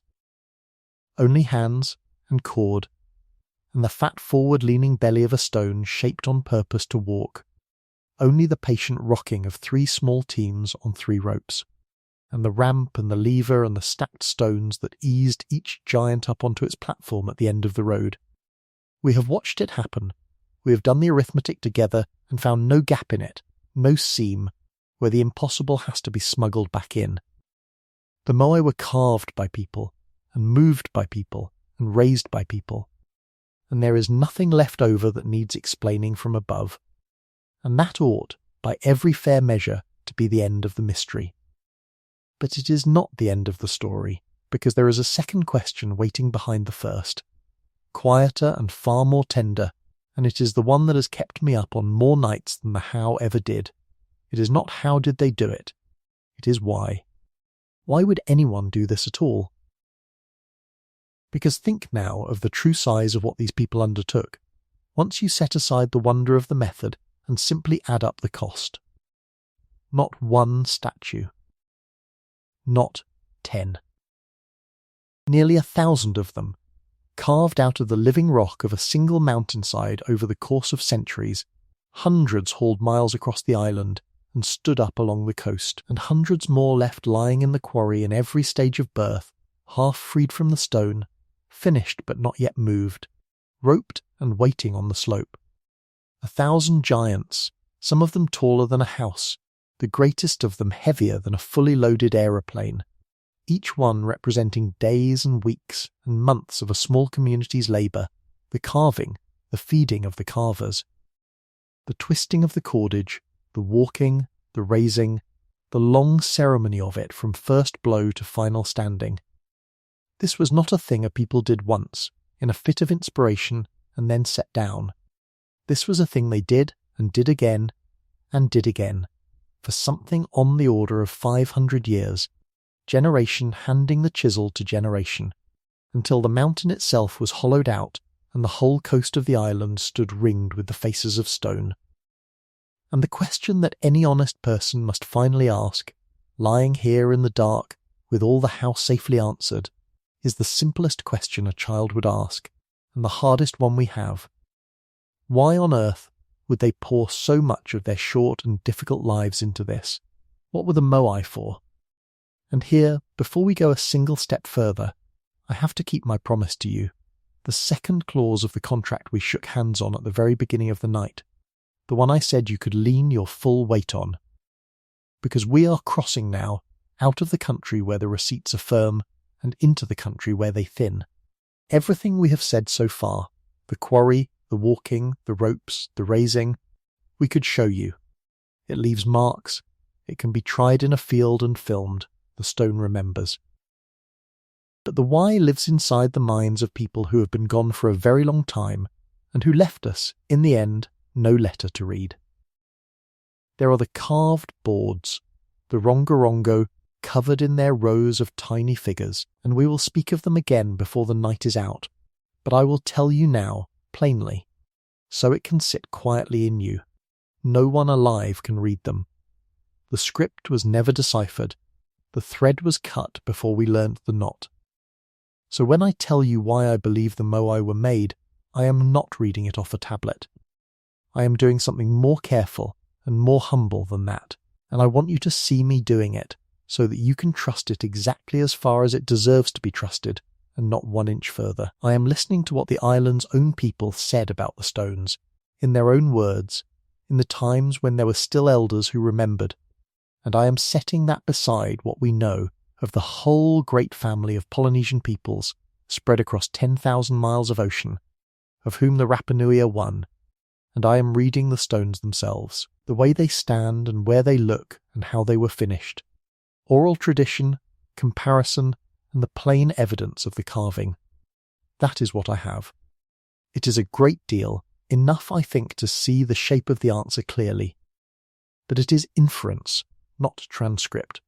Hold it as such. And where even that gives out, I will stop, and we will rest in the not knowing together, the way we always do.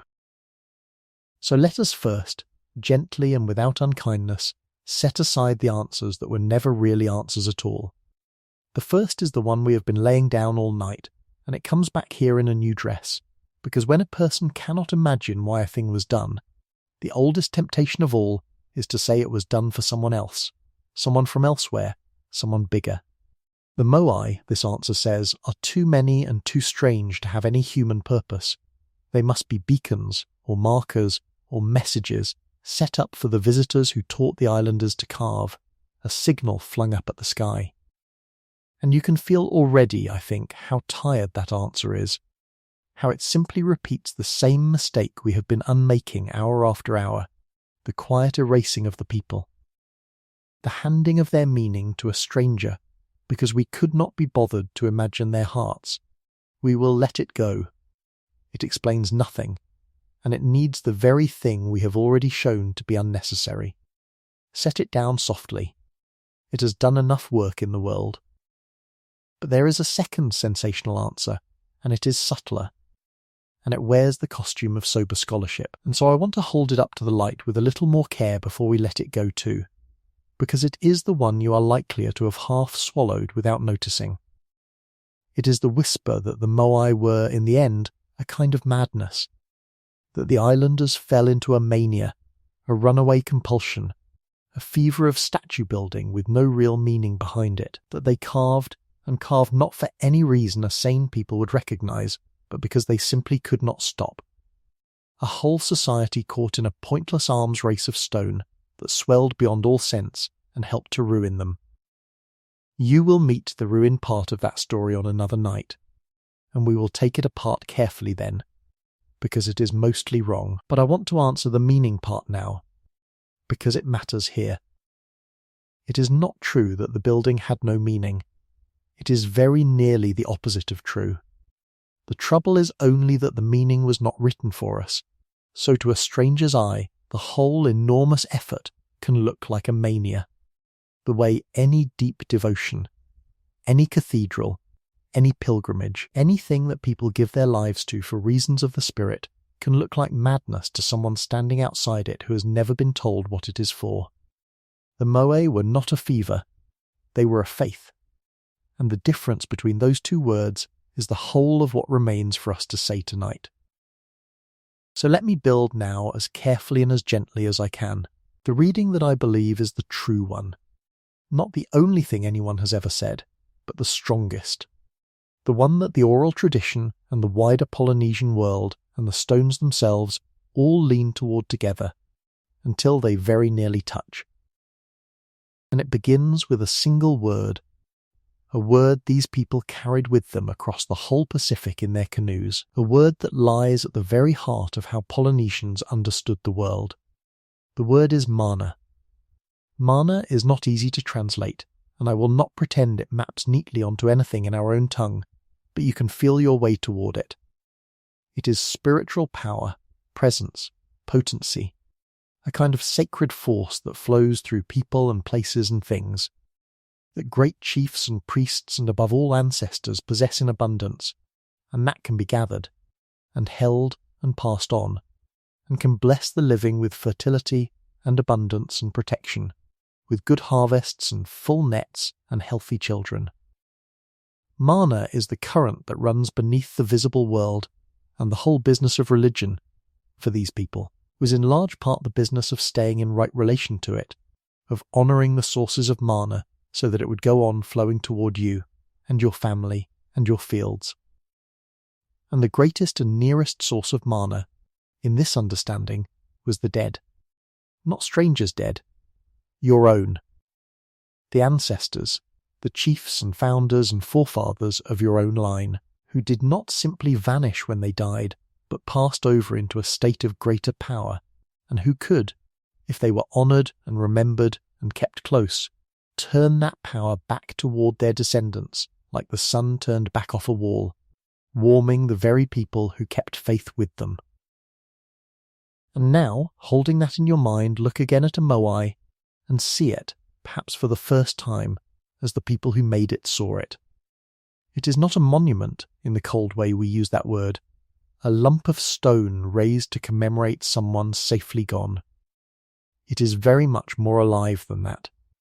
The Moai is the ancestor, or, to say it more carefully, it is the ancestor made present, a body of stone into which the deified dead could be drawn and housed, so that the forefather who had passed into power was not off somewhere unreachable, but standing right here, at the edge of the village, in a form the living could see and tend and stand before.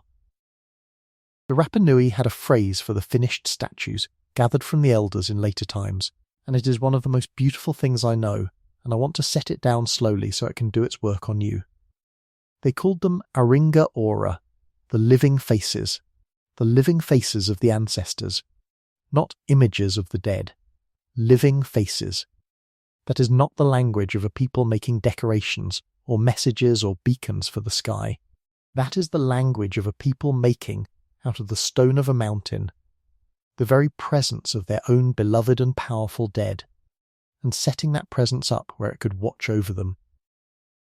And once you know that, once you hold that one warm idea, everything about the way the Moai stand, which had seemed so strange, turns over quietly and makes a sudden tender sense. Consider first the platforms, the ahu, those long low stone terraces raised along the coast, on which the Moai were stood in their rows. The ahu were not mere pedestals, they were sacred places, and beneath and within many of them the dead were actually laid. They were the burial platforms of the community, the resting places of the very people whose faces stood above. So the ancestor in stone stood upon the ancestors in earth, the living face raised directly over the bones, presence and body in one place. And consider, above all, which way they look. This is the detail that undoes the whole myth in a single stroke, and it is so simple that people miss it. We imagine the Moai staring out to sea, grim sentinels gazing across the water at the horizon, watching for ships, watching for the visitors, keeping some lonely oceanic vigil. But they do not. Stand on the shore at almost any of the great platforms, and you will find that the Moai have their backs to the sea. They do not look out at the water at all. They face inland. They face the other way, away from the vast indifferent ocean, in toward the land, in toward the low ground where the houses stood and the gardens grew and the cooking fires burned, in toward the living. Their gaze was never cast outward at the empty horizon in search of someone coming. It was turned inward, upon their own people, watching over the village, presiding over the fields, pouring their manna forward across the very ground where their descendants ate and slept and were born and grew old. They are not looking for anyone. They never were. They are looking at us, at the small warm human settlement gathered at their feet, with the steady guarding, unwearying attention of a grandfather who has become a god and will not leave his post. And this is why we mistook it. This is the whole gentle error at the root of the mystery. And I want you to feel it, because there is a real sweetness in it once you see it plain. We came to the island so long after the watch had ended. We came after the villagers were gone and the people scattered and the fires cold, and we found the giants standing in an emptiness, their faces turned in toward ground where no one lived any longer, and because we did not understand that they were guardians facing their flock, we read their inward stare as a riddle addressed to us. We stood in the vacant space where the community used to be, the space the Moai were built to protect and bless, and we asked what they were staring at, never realizing that the answer was that they were staring at where we stood, and that once, on that very ground, there had been everything they were made to watch. The mystery was only ever the shape of our own lateness. We arrived after the people the stones were watching, and mistook the guardians for a puzzle, when they were only ever keeping faith with a village that had gone. Now let me give you the piece of this that I love most of all, the detail that turns the whole thing from an idea into something you can almost hear happen, because it tells you exactly when, in the mind of these people, a Moai stopped being mere stone and became a living face. It is the eyes. For a long time we did not even know the Moai had eyes. The great heads stood along the coast with their sockets carved but empty, deep and hollow and blind, and we assumed that was simply how they had always been, sightless by design. But then, at one of the platforms, in the ground before it, the pieces were found, fragments of white coral, shaped and polished, and with them the darker discs that had been set into their centres, of red volcanic scoria or of gleaming black obsidian, and they fitted the sockets. The Moai had had eyes, whites of brilliant white coral, gathered from the reef and worked smooth, with a dark pupil at the heart of each, set into those deep sockets so that the giant, blind while it was being carved, and blind while it was being walked, and blind while it was being raised, was at the very last given sight. And here is the thing that makes my breath go slow every time I think of it. The eyes were fitted last. Not in the quarry, not on the road, not even, it seems, as an ordinary permanent fixture, but as the final and most sacred act, quite possibly only on the great ceremonial occasions, the coral eyes set into the sockets at the end of everything. And it was this, and only this, that woke the statue. Until the eyes went in, the Moai was a body without its ancestor, a house standing empty. When the eyes were set, the manna came into it, the ancestor arrived, the stone opened its gaze upon the living, and became, in that moment, a ringa ora, a living face, seeing. They did not carve a statue and consider it done. They carved a body, and hauled it home and stood it up, and then, in a final rite, they opened its eyes, and the dead looked out through them at the descendants gathered below, and the watch began. There is no message in that. There is no riddle in it. There is a family waking their grandfather in stone so that he can guard them, and it is one of the most purely human things our whole species has ever done. But a warm idea like this needs an engine, because faith alone, however deep, does not usually drive a small and hungry people to hollow out an entire mountain. And here the honest answer folds in a second strand, one that runs alongside the veneration and does not contradict it, but rather gives it its terrible momentum. And it is, of all things, the most familiar human thing in the world. It is rivalry. The island was not one people under one chief. It was divided among clans, among lineages, each with its own stretch of coast, its own ahu, its own ancestors, its own honour to keep and to raise. And an ancestor's manor, and a clan's standing, and the pride and prestige of a whole lineage could be read straight off the platform they raised at the water's edge. Off the size of the Moai, the number of them, the fineness of the carving, the sheer imposing scale of the guardians a family could set standing over its ground. And so what began as devotion caught fire as competition. If the clan along the coast raised a giant, then you must raise one taller. If theirs was finer, yours must be finer still. If they set 5 upon their platform, you would set 7, and larger, and crown them, in time, with great cylinders of red stone upon their heads. Each generation, each lineage, straining to outdo its neighbours in the honouring of its own dead, and there is no engine on earth quite so tireless as that one, the wish not to be outdone in devotion. The wish for your ancestors to stand tallest and your family to shine. You can watch the statues themselves grow across the centuries, larger and larger as the rivalry deepened, until in the quarry there lies the greatest of them all, a Moai that was never finished and never could have been moved, more than 60 feet of stone, carved by people reaching, at the last, past the very edge of the possible in the endless upward pressure to build one more, and taller than anyone had built before. That is the human engine that could keep a whole island carving for 500 years. Not madness. Love and pride, braided together and set competing, the deepest devotion a people had, harnessed to the oldest rivalry a people knows, each driving the other on, generation after generation, until the mountain was spent and the coast was full of the standing dead. And so we arrive, gently, at the resolution, at the answer to the tender question we asked at the start of this hour. Why any of it? Why 1,000 giants hauled at such enormous cost across a small and remote island at the end of the world? And the answer, I think, once you have walked all the way around it, is not a riddle, and not a message, and not a mania, and not a beacon flung at the sky. It is something far quieter and far larger than any of those. The Moai were an act of ancestor veneration, carried out on a scale almost beyond our imagining, and sustained across an almost unimaginable stretch of time. They were the island's own dead, its chiefs, its founders, its beloved and powerful forefathers, remade in stone into guardians of the living, set upon the graves of the community with their backs to the sea and their opened eyes turned inward, watching over their descendants and pouring their manna forward onto the fields and the fires, and the children at their feet. Raised higher and finer and more numerous with each passing generation, as clan strove against clan to honour its own line most greatly of all. They were not addressed to us, or to anyone beyond the island.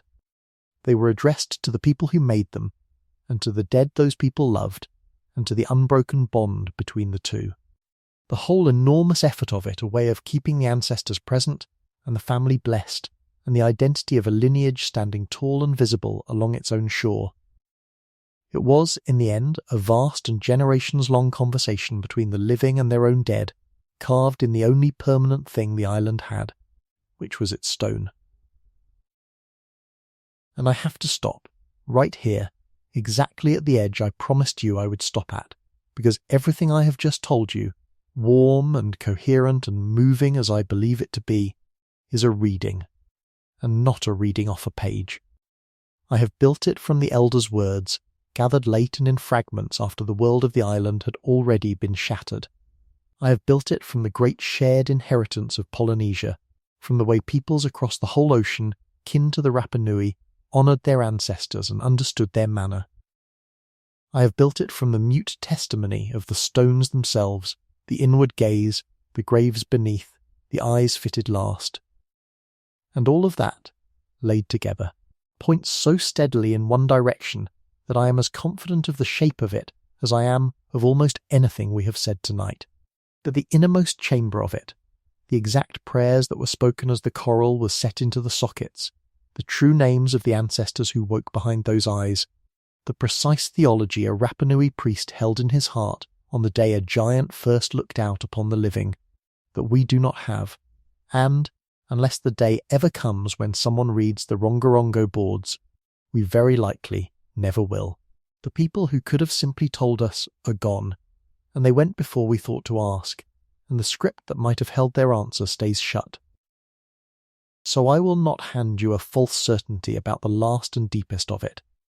I will hand you what is honestly here, that the Moai were the living faces of the ancestors, made to guard and to bless the living.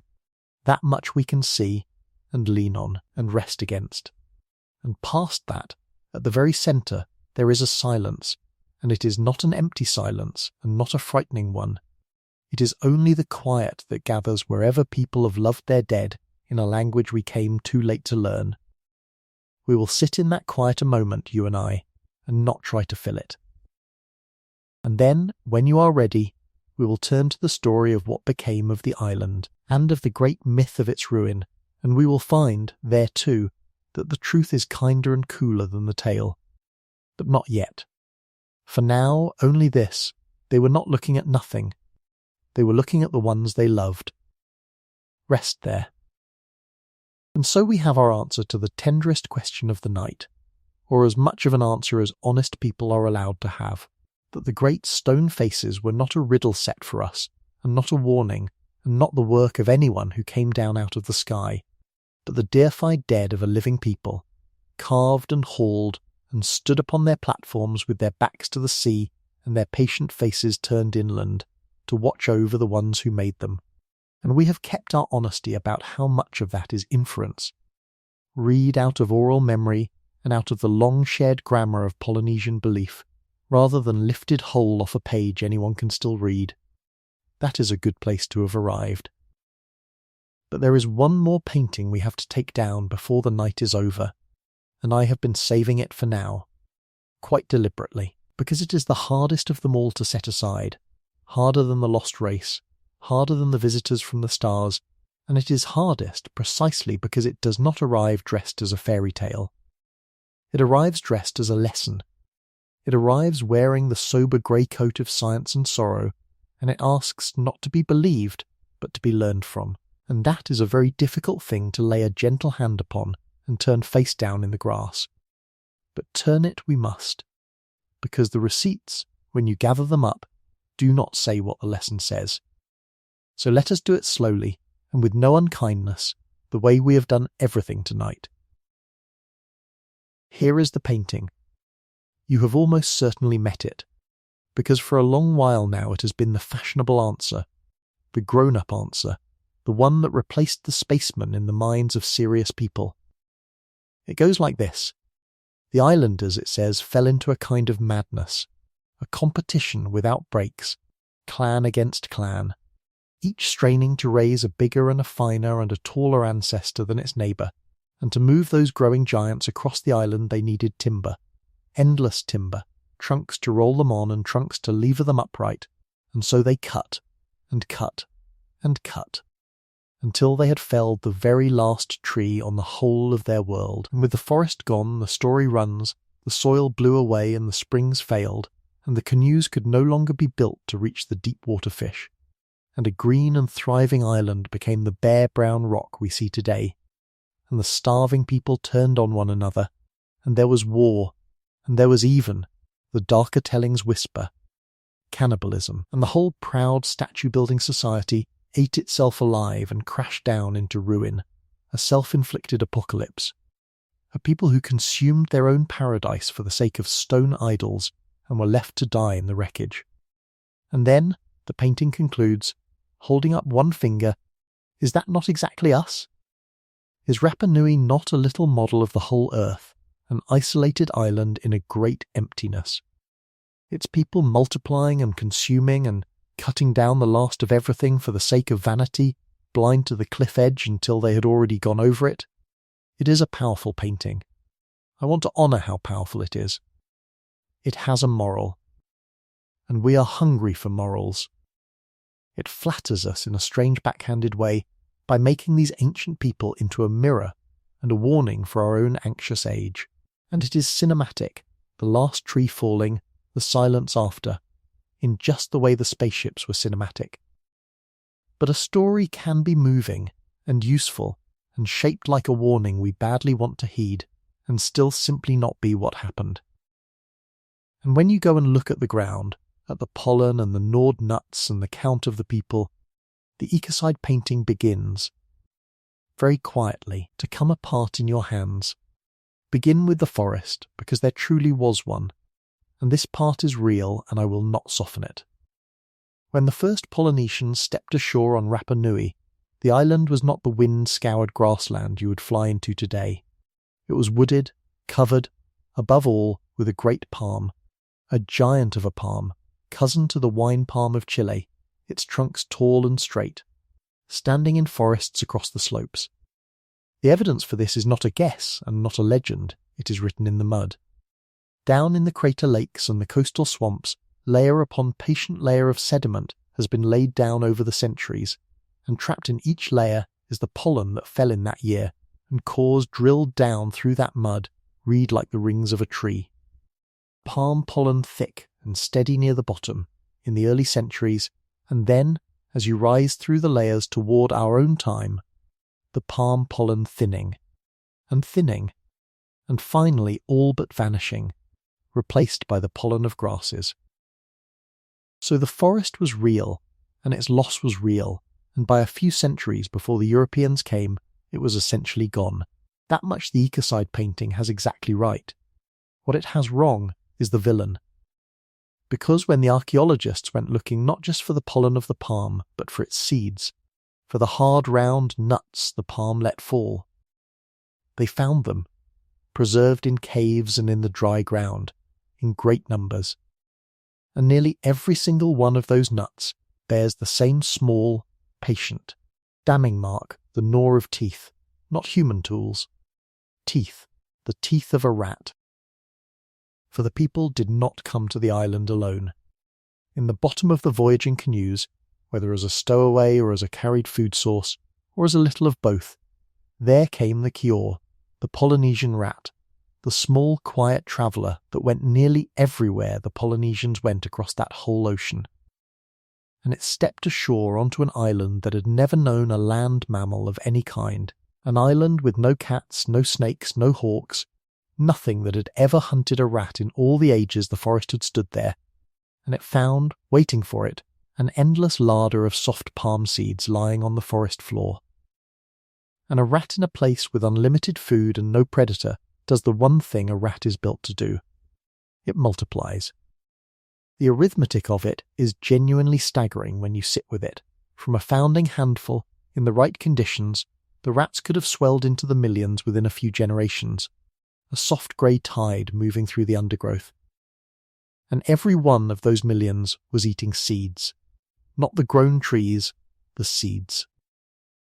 The next forest, so that even where the great palms still stood and still dropped their nuts each year as they had for 100,000 years, almost none of those nuts were now being allowed to sprout, because the rats got to them first, gnawing them open for the meat inside. The forest was not, in the main, hacked down in a frenzy of statue madness. The forest was quietly prevented from ever being born again, seed by seed by seed, in the dark, by an animal nobody invited and nobody could have stopped. And yes, let me keep the receipt honest on both sides, the people did their part too. They cleared ground to plant their gardens, and they burned, and they used wood, as every people everywhere has always used wood. Human hands were in it, but the thing that turned a slow clearing into a total and permanent loss, the thing that closed the door on the forest ever coming back, was very likely the small teeth in the seeds.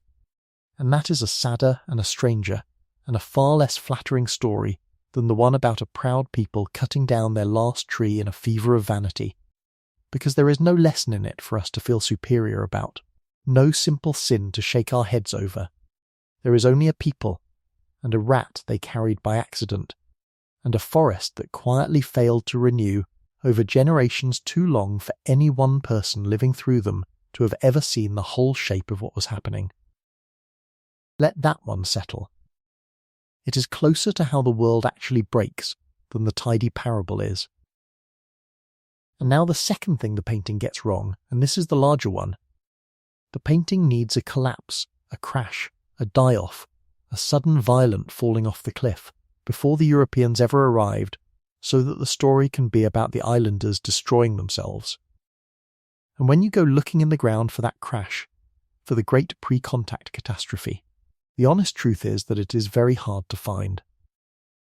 What the evidence shows instead, the radiocarbon dates on the settlements, the spread of the little gardens across the island, the steady work of farming, is a people who adapted.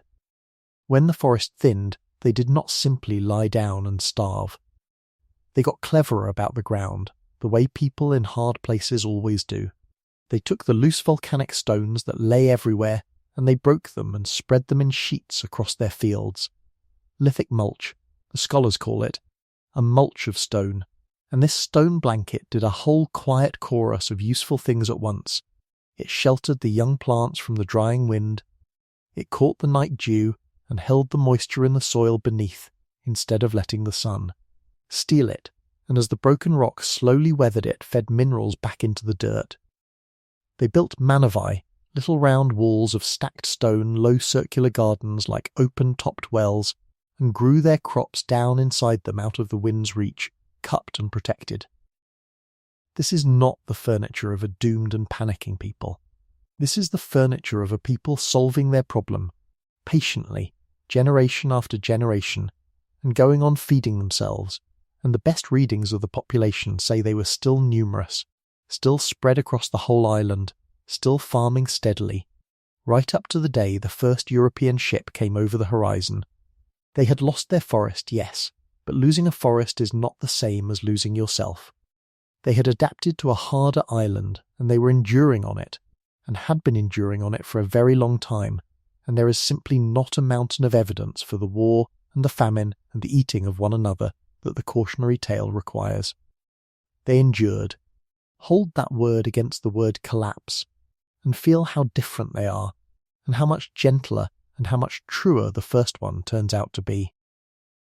So if the collapse did not come from within, and did not come centuries before the Europeans, then where did it come from? Because something did most certainly break this people, and I am not going to pretend the island's story has a soft ending, because it does not. The catastrophe was real. It simply came from outside, and it came late, within living memory of times we have good written record of.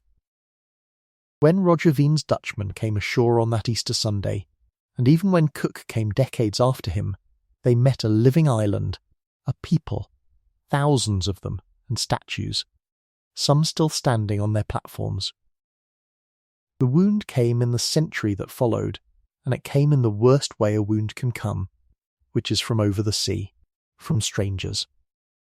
In the 1860s, and I will hold this date only a little loosely, because here we are on the firm ground of written history. Ships came down from Peru, slave ships, the men the histories call blackbirders, hunting human beings to carry off and work to death in the guano pits and the plantations of the mainland. And they fell on Rapa Nui. In a series of raids they seized a great number of the islanders. The counts vary, but it may have been well over 1,000 souls, something close to half of everyone alive on the island, and among the ones they dragged away were the Ariki, the king and the elders, the wise ones, the keepers, and among the keepers, almost certainly, were the last few people on the earth who could still read the sacred inscribed boards, the ones we will come to in a moment. The captives died in their hundreds in the foreign pits, far from home. And then, when international protest at last forced Peru to return the survivors, the ending turned crueler still. Smallpox broke out among them on the ships, and killed most of the rest on the very voyage back, and the pitifully few who did step ashore alive on their own island carried the smallpox with them into a population that had never met it and had no defence against it at all. And it burned through them. Between the raids and the disease and the loss of the land in the years that followed, A people who had once numbered in the thousands were reduced, by the late 1800s, to somewhere around 100 living souls. Around 100. Sit for one moment, gently, with that number, and then let it go, because it is a very heavy number to carry down towards sleep. That is the true collapse of Rapa Nui, not a self-slaughter in some dim century over statues, but a living, farming, enduring people gutted from the outside in the space of a single generation by raiders and by a sickness they did not make and could not have imagined. The island did not destroy itself. The island was, very largely, destroyed. And somewhere in that long unravelling, the exact when and the exact why are not fully ours to know, and I will not pretend they are, the great stone ancestors came down. There was a period the Rapa Nui themselves remembered and named, a time of the toppling, Huri Moai, when the Moai were pulled from their platforms and laid face down upon the ground. When Roggeveen came in 1722, statues stood, as the decades of the 18th and 19th centuries wore on. Visiting ships recorded fewer and fewer upright, more and more fallen, until at last there came a time when not one single Moai still stood upon its ahu anywhere on the whole island, every last one of the guardians lying on its face in the grass. Why? We are at an honest edge here, so let me stand on it plainly. Some of the falling may have been the earth itself, the shudder of a quake tumbling the top-heavy figures, but much of it, most likely, was human hands, in that terrible age of grief and raids and dying, and if you ask me to guess, and it is only a guess, it is not hard to feel the shape of why a people might pull down their own ancestor guardians. For the whole promise of the Moai, the reason they faced inland with their backs to the sea, was that the deified dead were watching over the living and pouring their protection upon them. And when the living were being carried off in chains and burned up with a plague against which no ancestor lifted a hand, when the watchmen so plainly did not, could not, save the ones they were set to guard, then the faith that had stood those giants up could break. And grieving people could go out to the platforms of the rival clans, or even their own, and lay the silent, failed protectors down on their faces in the dirt. I say again, we do not know this for certain, and the honest word is grief and confusion, not a clean single cause. But by the later 1800s, the island's whole horizon of standing ancestors was gone, laid flat, and the Moai passed into the long strange sleep of the fallen. They did not sleep forever. And this is the turn in the night, the place where the story stops descending and begins, quietly, to be tended again. Because in our own age, in the 20th century, hands came at last not to topple but to raise. Archaeologists came, and worked alongside the Rapa Nui who had survived and endured, and were still there, still on their island, still keeping faith with the stones of their ancestors. And together, patiently, they began to lift the giants back onto their feet. One platform and then another was studied and cleared and rebuilt. The fallen figures eased upright once more and set back where they had stood, so that after more than a century face down in the grass the ancestors began, here and there across the island, to rise again and turn their patient faces back to the land. And the greatest of these raisings, the one I most want to leave standing in your mind tonight, happened at a place on the coast called Tongariki, where the largest platform on the whole island had once carried a row of enormous Moai, and where in the 20th century a great tsunami, thrown across the Pacific by a distant earthquake, had come ashore and picked those already toppled giants up like driftwood, and flung them scattered far inland, as though to say the island had not been punished enough. And even from that it was brought back. Over several patient years near the close of the last century, a team of Rapa Nui and Chilean and visiting hands gathered the scattered stone, and studied how the 15 figures had once stood, and with the help of a great crane lifted them one by one, some of them weighing many tens of tons, back up onto the rebuilt platform, and stood them once more in their long row, 15 ancestors shoulder to shoulder with their backs to the sea, gazing inland exactly as they had gazed before the toppling, and before the raids, and before the sickness. 15 giants raised out of the wreckage of a tsunami standing again. If you ever want a single picture to set against the painting of a people who destroyed themselves and vanished, set that one there, not vanished, not gone, but standing again, re-raised by the living hands of the very people the story said had disappeared. And around all of this, in these latest decades, has come the age of guardianship. The island is a national park now, its statues and platforms and quarry protected. It has been named by the wider world a place of such value to all of humanity that it is held as a World Heritage Site, watched over and cared for. And the newest science keeps gently turning up new receipts. So let me hand you a few of the freshest before we come to our stop. There is the patient work of dating, including the reading of obsidian, the black volcanic glass the islanders worked, whose freshly flaked surfaces slowly drink in a thin skin of water over the centuries, so that by measuring the depth of that skin, the scholars can reach toward the age of the tool and the layer it lay in, and build up, piece by piece, the true chronology of when things were made and used. There is the survey from the air and from the machines that map the ground with pulses of light, the LiDAR and the careful walking survey, that have counted the Moai and the platforms and the little gardens more completely than ever before. And there is my favorite of all the recent discoveries, and I have saved it because it is the sort of quiet marvel that ought to be far better known than it is. You remember the quarry, Ranoraraku, the crater where the giants were carved, and the famous site of it, the slope studded with great stone heads, dozens of them standing up out of the earth, buried to the chin, so that for generations the whole world pictured them as heads and called them heads, the giant heads of Easter Island. Well, in these last years the archaeologists went and did the patient, unglamorous thing. They dug. They dug down around the buried figures on that slope. And they found that the heads are not heads at all. Under the earth, hidden all this time, each of those weathered faces sits atop a whole body. Full torsos, arms, hands folded low across the belly in the old attitude, complete Moai standing sunk to their necks in the slowly risen ground of the quarry. And on the buried backs of some of them, carvings, petroglyphs cut into the stone and then covered over by the centuries. Hidden the way the pale earth of another desert was hidden beneath its dark stones.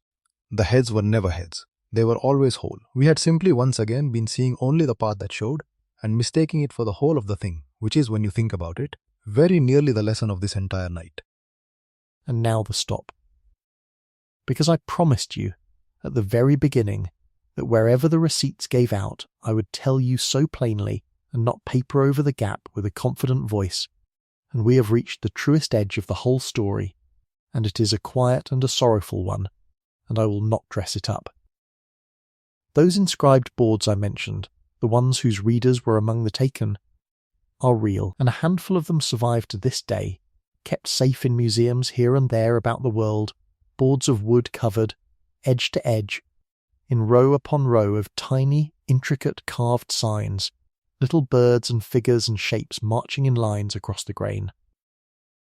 Rongorongo they are called. It is the one thing on the whole island that looks like writing, the one place where it seems the Rapa Nui set down their own thoughts in their own hand in a form meant to be read back. And here is the heartbreak of it, and the honest end of our receipts. No one alive can read them. No one knows for certain even whether they are truly writing in the full sense, a script that records language, or something else. A memory aid, a sacred pattern, a thing whose meaning lived in the reciter and not fully on the board.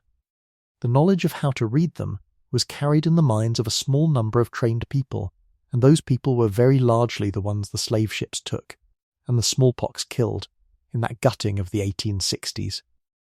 The chain of readers, handed down through the generations like the Pukio's water in another land, was cut. Cut not slowly and not by the islanders themselves, but at a stroke, from outside, and it has never been mended, and it may never be. So the innermost meanings of Rapa Nui, the things the people would have told us in their own words, the prayers and the names and the accountings, and whatever else those small marching signs were meant to hold, went silent when the people who held them went silent. That is where the light of our evidence finally goes out. And I want to say, as gently and as firmly as I know how, what we must not do at that edge, because it is exactly the thing this whole night has been about. We must not fill that silence with a grander secret. When we reach the place where the boards cannot be read and the makers cannot speak, the temptation is enormous to rush in and say, "Ah, and it must have been the star people after all, and it must have been the lost race." Then there is the real hidden truth we always suspected. No, the silence is not a locked door with a wonder behind it. The silence is grief. It is the plain, terrible mark of a people cut off from their own memory by a crime that came over the water. And the honest, restful, human thing to do, the hardest thing and the kindest thing, is to stand at that edge with the empty dark in front of us, and not invent anything to fill it, and simply let the unknown be the unknown, and hold it quietly. And let the ones who could have told us keep their silence with all the dignity that silence is owed. We do not know. And that is where the receipts end. And it is all right, and we can rest anyway, and in a little while we will gather up all the threads of the night and follow them gently down into sleep.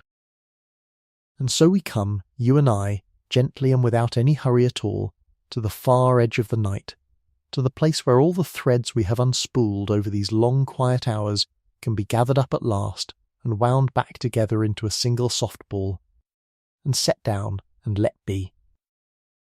There is nothing left to prove now, and nothing left to argue, and nothing left for either of us to hold on to.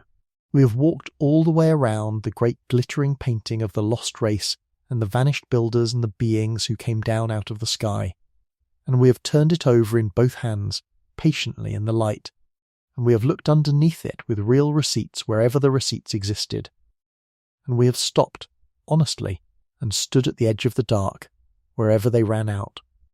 And what we have found there, underneath the painting, is not a smaller thing than the myth. It is a far larger one. It is only quieter, and warmer and truer, and it was always, from the very first blow of the first stone pick against the soft grey wall of the volcano, a thing made by human hands, for human reasons, and meant for human eyes, not for us, the latecomers. Pressing our faces to the glass of the present, and squinting back across the centuries, but for the people who were there, and for the people they loved, and for the people who would come after them and need watching over. That is the whole of it. That is the answer we have been walking toward all night, and now that we have arrived, I would like, before we lie all the way down, simply to hold it in the open for a while, the way you would hold a smooth stone you had carried a long way, and turn it once more and feel the good weight of it in the hand. So let me draw it together for you, one last time, softly, so that you do not have to reach for any of it yourself. Far out in the middle of the greatest ocean on the earth, thousands of miles of open water from any other living soul, on a tiny green-grey triangle of a place that is very nearly the loneliest inhabited spot on the whole surface of the world, there lived a people. They did not wash up there by accident, broken and lost, the last survivors of some drowned and forgotten civilization. They came on purpose. They were Polynesians, among the most extraordinary open ocean navigators the human species has ever produced, people who could read the long swells of the sea with the small of their backs, and the road of the stars overhead, and the flight of a single bird at dusk, and who crossed that impossible emptiness in great double canoes, on purpose, carrying with them everything a life needs. The seeds and the roots, and the chickens and the knowledge and the gods, and who found this one pinprick of land in all that blue, and stepped ashore and made it home. And on that home, over the generations, out of a soft volcanic stone that a crater in the corner of the island offered up almost like a gift, they carved their ancestors, hundreds upon hundreds of them, great long-faced figures with heavy brows and folded arms and long straight noses, cut straight out of the living rock lying on their backs, and then eased down the slope, and then, and this is the marvel that we watched fall to pieces in our hands, the impossibility that turned out not to be impossible at all, walked upright, rocked from side to side on ropes by a few small teams of ordinary people, step by patient rolling step, their fat forward-leaning bellies shaped for exactly that walking, all the way across the island to the stone platforms by the shore. No lost race did this. No visitors from the stars did this. No people mad enough to slaughter themselves and vanish did this. A capable, patient, ingenious, enduring people did this. With cord and timber and stone and the strength of their own backs and the long memory of their own hands. And here is the part that the whole grim legend gets most wrong of all. The part I most want to lay in your keeping before you sleep. They did not vanish. They are not gone. Their descendants are alive on that island tonight, this very night, the Rapa Nui, a living people with a living language and living names, the children of the hands that carved the giants, still there, still keeping the loneliest island on the earth as their own. The story does not end in an empty ruin. It never did. That was only ever the way it looked to strangers who came too late and did not know how to look. And I will keep faith, here at the very end, with the second half of the contract we made at the start, the half about the honest stop. Because there is a place where the receipts run out, and I would not paper it over now, in the last hour, with a confident voice, having refused to all night. There is a thing we cannot read. Those people wrote, or something very like writing, in rows of small deep-carved signs, birds and fish and figures and shapes, running back and forth across boards of wood in a script we call Rongorongo, and it is the one true writing that ever arose in all the islands of that vast ocean, and it has never been read. The last people who could read it were carried off or died in the sorrow that came from over the horizon, and the knowledge went into the ground with them, and no one living can tell you now what those boards say. And so the innermost meanings, the actual prayers, the true names of the ancestors set upon the shore, the very words that were spoken over a particular giant on the day its coral eyes were opened, those are gone, and gone for good, and I will not stand here and pretend otherwise. But here is the gentle thing, the restful thing, the thing I want you to hold as your eyes grow heavy, that silence is not a door to a grander secret. It is only the plain, sad, ordinary silence of knowledge lost, the same silence that closes over every human life, and the temptation, the one we have been resisting together all night, is to rush in and fill it with a spaceship, with a lost race, with a secret too big for ordinary people. To insist that where we cannot hear the words, there must have been some marvel we are being kept from. And there was not. There were people, and they had their reasons, and their reasons were as human as grief and as human as love, and some of the smallest details of those reasons went quiet with them, and that is all right. We do not need to know the exact prayer to know that it was a prayer. We can stand at the edge of that silence, you and I, and not be afraid of it, and let it be, and rest anyway. And now let me offer you the gentlest part of the whole night, the small, quiet turning of the picture that I have been saving for the end, because it is the thing I most want you to carry down into sleep. All this time, for 300 years, ever since the first outsiders' ships stood off that coast and their crews stared at the great stone figures ranged along the shore, all this time we have treated the Moai as a puzzle, a riddle, a question flung at us out of the deep past, demanding to be solved. Or worse, in our own anxious age, we have treated them as a warning, a cautionary tale carved in stone, a message from a people who destroyed themselves, held up like a stern finger to frighten us about our own tomorrow. And they are neither. They are neither a riddle addressed to us, nor a warning flung down at us, and the reason we so badly mistook them for both is written quite literally in the direction that they face. Because the Moai do not look out. That is the thing. Almost every one of those great figures, standing on its platform along the edge of that sea-ringed land, stands with its back to the ocean, its back to the horizon, its back to the whole wide world beyond the water, its back, if you like, to us and to the future and to every ship that would ever come, and its face turned inward, in toward the land, in toward the low houses and the gardens and the cooking fires, in toward the people. They were never gazing out across the water waiting for someone to arrive and read them. They were never staring at the sky. They were looking the other way entirely, looking home, looking down and in at the living, the deified dead set up on the shore with their carved eyes of white coral and dark stone, opened at the very last, so that they might watch over their own descendants and pour their power and their protection down upon them. They were guardians. They were watchmen. They were the loved and honoured dead of that island, remade in stone and stood up along the coast to keep watch over the living, facing inward, forever. And we came so very long after the watch had begun, so many centuries after the last eyes were fitted and the last figure raised, that we found only the watchmen standing silent at their posts with the villagers behind them long gone quiet. And we did not understand that we were looking at the back of a thing that was faithfully facing something else. We stood behind the guardians and mistook their steadfastness for a mystery. That is all the mystery ever was, not a message we could not decode, but a vigil we had simply arrived too late to be part of, a watch that was never being kept for our benefit and did not need us to understand it in order to go on being what it was.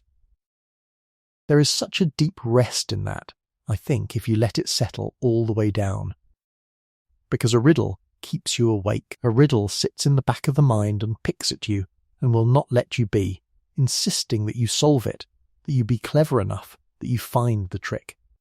And a warning is worse. A warning frightens you, sets a cold weight in the chest, tells you that the past is a threat and the future a trap. But a vigil asks nothing of you at all. A guardian standing watch over someone it loves does not need you to work it out. It is not addressed to you. You may walk behind it in the dark and it will not turn, because it was never waiting for you. It is looking, still with its patient carved eyes, at the place where its people were. And it is content to go on looking. And you are free. Actually free. In the way the daylight so rarely lets you be, simply to leave it to its keeping and lie down. The Moai do not want to be solved tonight. They never wanted to be solved. They wanted only to watch over the living, and the living they watched over were loved and were real, and their children's children are there still. And that is a story that closes not with a question mark and not with an alarm bell, but with a long, low, settling sigh, like a house going quiet at the end of a day. And before we go down onto that dark island to rest, let me bring back to you, one last time, the people who kept faith with the stones, because they belong in the gathering together of the threads, and I would not want to tie them off without them. For the giants did not always stand. There came a long, hard, sorrowful stretch of that island's history, brought on not by any madness of its people, but by the coming of strangers, by the ships that carried off the living in chains in the 1860s, by the sicknesses that followed, by all the grief that arrived from over the horizon that the Moai had turned their backs upon, a stretch in which the great figures were pulled down, every one of them, toppled from their platforms and laid face first in the earth, so that for a time not a single one of the ancestors stood upright on the whole island, and a traveller might have thought the watch was over for good and the guardians thrown down forever. But the people did not vanish, and the faith did not die. The Rapa Nui endured through all of it, down to a remnant, and then back up again, holding their language and their memory and their claim to their own ground. And in time, with patient hands and slow care, the fallen giants were raised again. One by one, and then in their great ranks, the ancestors were lifted back onto their platforms and set once more with their faces to the land. The 15 enormous figures of the long platform at Tongariki, scattered like felled trees by a great wave from the sea, gathered up and studied, and stood back on their feet, and turned once more inward to keep the watch again. The island became a thing guarded and treasured, tended and mapped and protected, its stones cared for now by the descendants of the hands that made them, and by people from all over the earth who had learned, at last, how to look. That is the truest ending there is, not that the watchmen were solved, but that the watch was taken up again. The people kept faith with the stones, and the stones were stood back up, and they are standing tonight, this very night, on their platforms in the dark, facing inward, keeping their long vigil over an island that never emptied and a people who never disappeared. And I find, when I think now of that patient island holding its giants through all the centuries and all the sorrow, that I think 2 of the hands that raised them up again.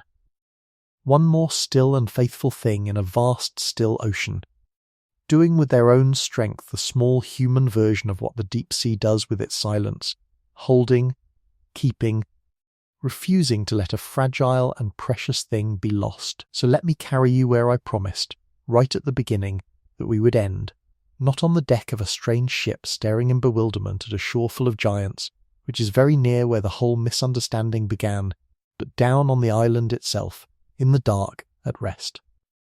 Come and stand there with me for a moment, only in your mind, only lightly, and then not even that. It is night on Rapa Nui, night on the loneliest inhabited island in all the world, and the sun that warmed the grass and the grey stone all day went down into the sea hours ago, off the western edge of the water, and the heat has lifted gently off the ground and risen away, and the air has gone cool and clean and soft. The wind that so often combs the open slopes has dropped to almost nothing, only the faintest breath of it moving over the grass.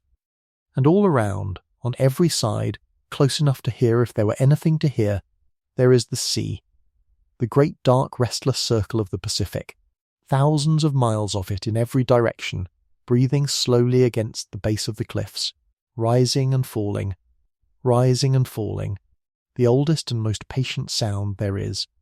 A sound that was old before the island was found, and will go on long after every one of us has followed the ancestors down into rest. There is no other sound you could name. No engine. No voice. No footfall. Only that endless soft breathing of the ocean against the rock, and the wide, cool, enormous silence of a very old land lying under an enormous sky. And the giants are there.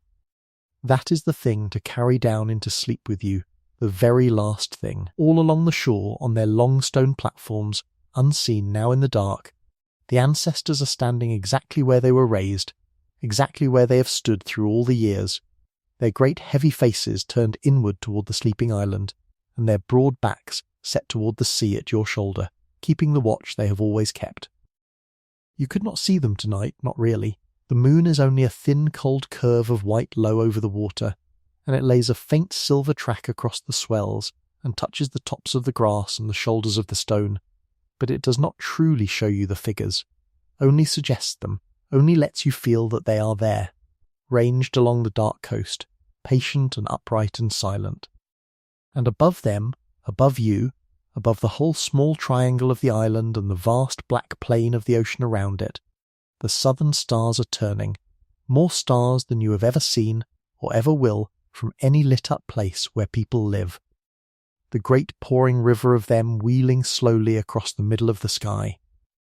The very same stars that once guided the great canoes across all that emptiness, to this one speck of land, turning now over the ocean exactly as they have turned every single night since the first navigator read them and steered by them and found his way home. The giants stand with their backs to that whole wheeling sea of stars and that whole wheeling sea of water, and they do not look up at it, and they do not look out at it, and they never did. They face the other way, they face inward, toward the land, toward the sleeping, toward the living, keeping their quiet endless watch, asking nothing, needing nothing, perfectly at peace in the dark. And away inland, at the heart of the island, the great grey volcano is sleeping too.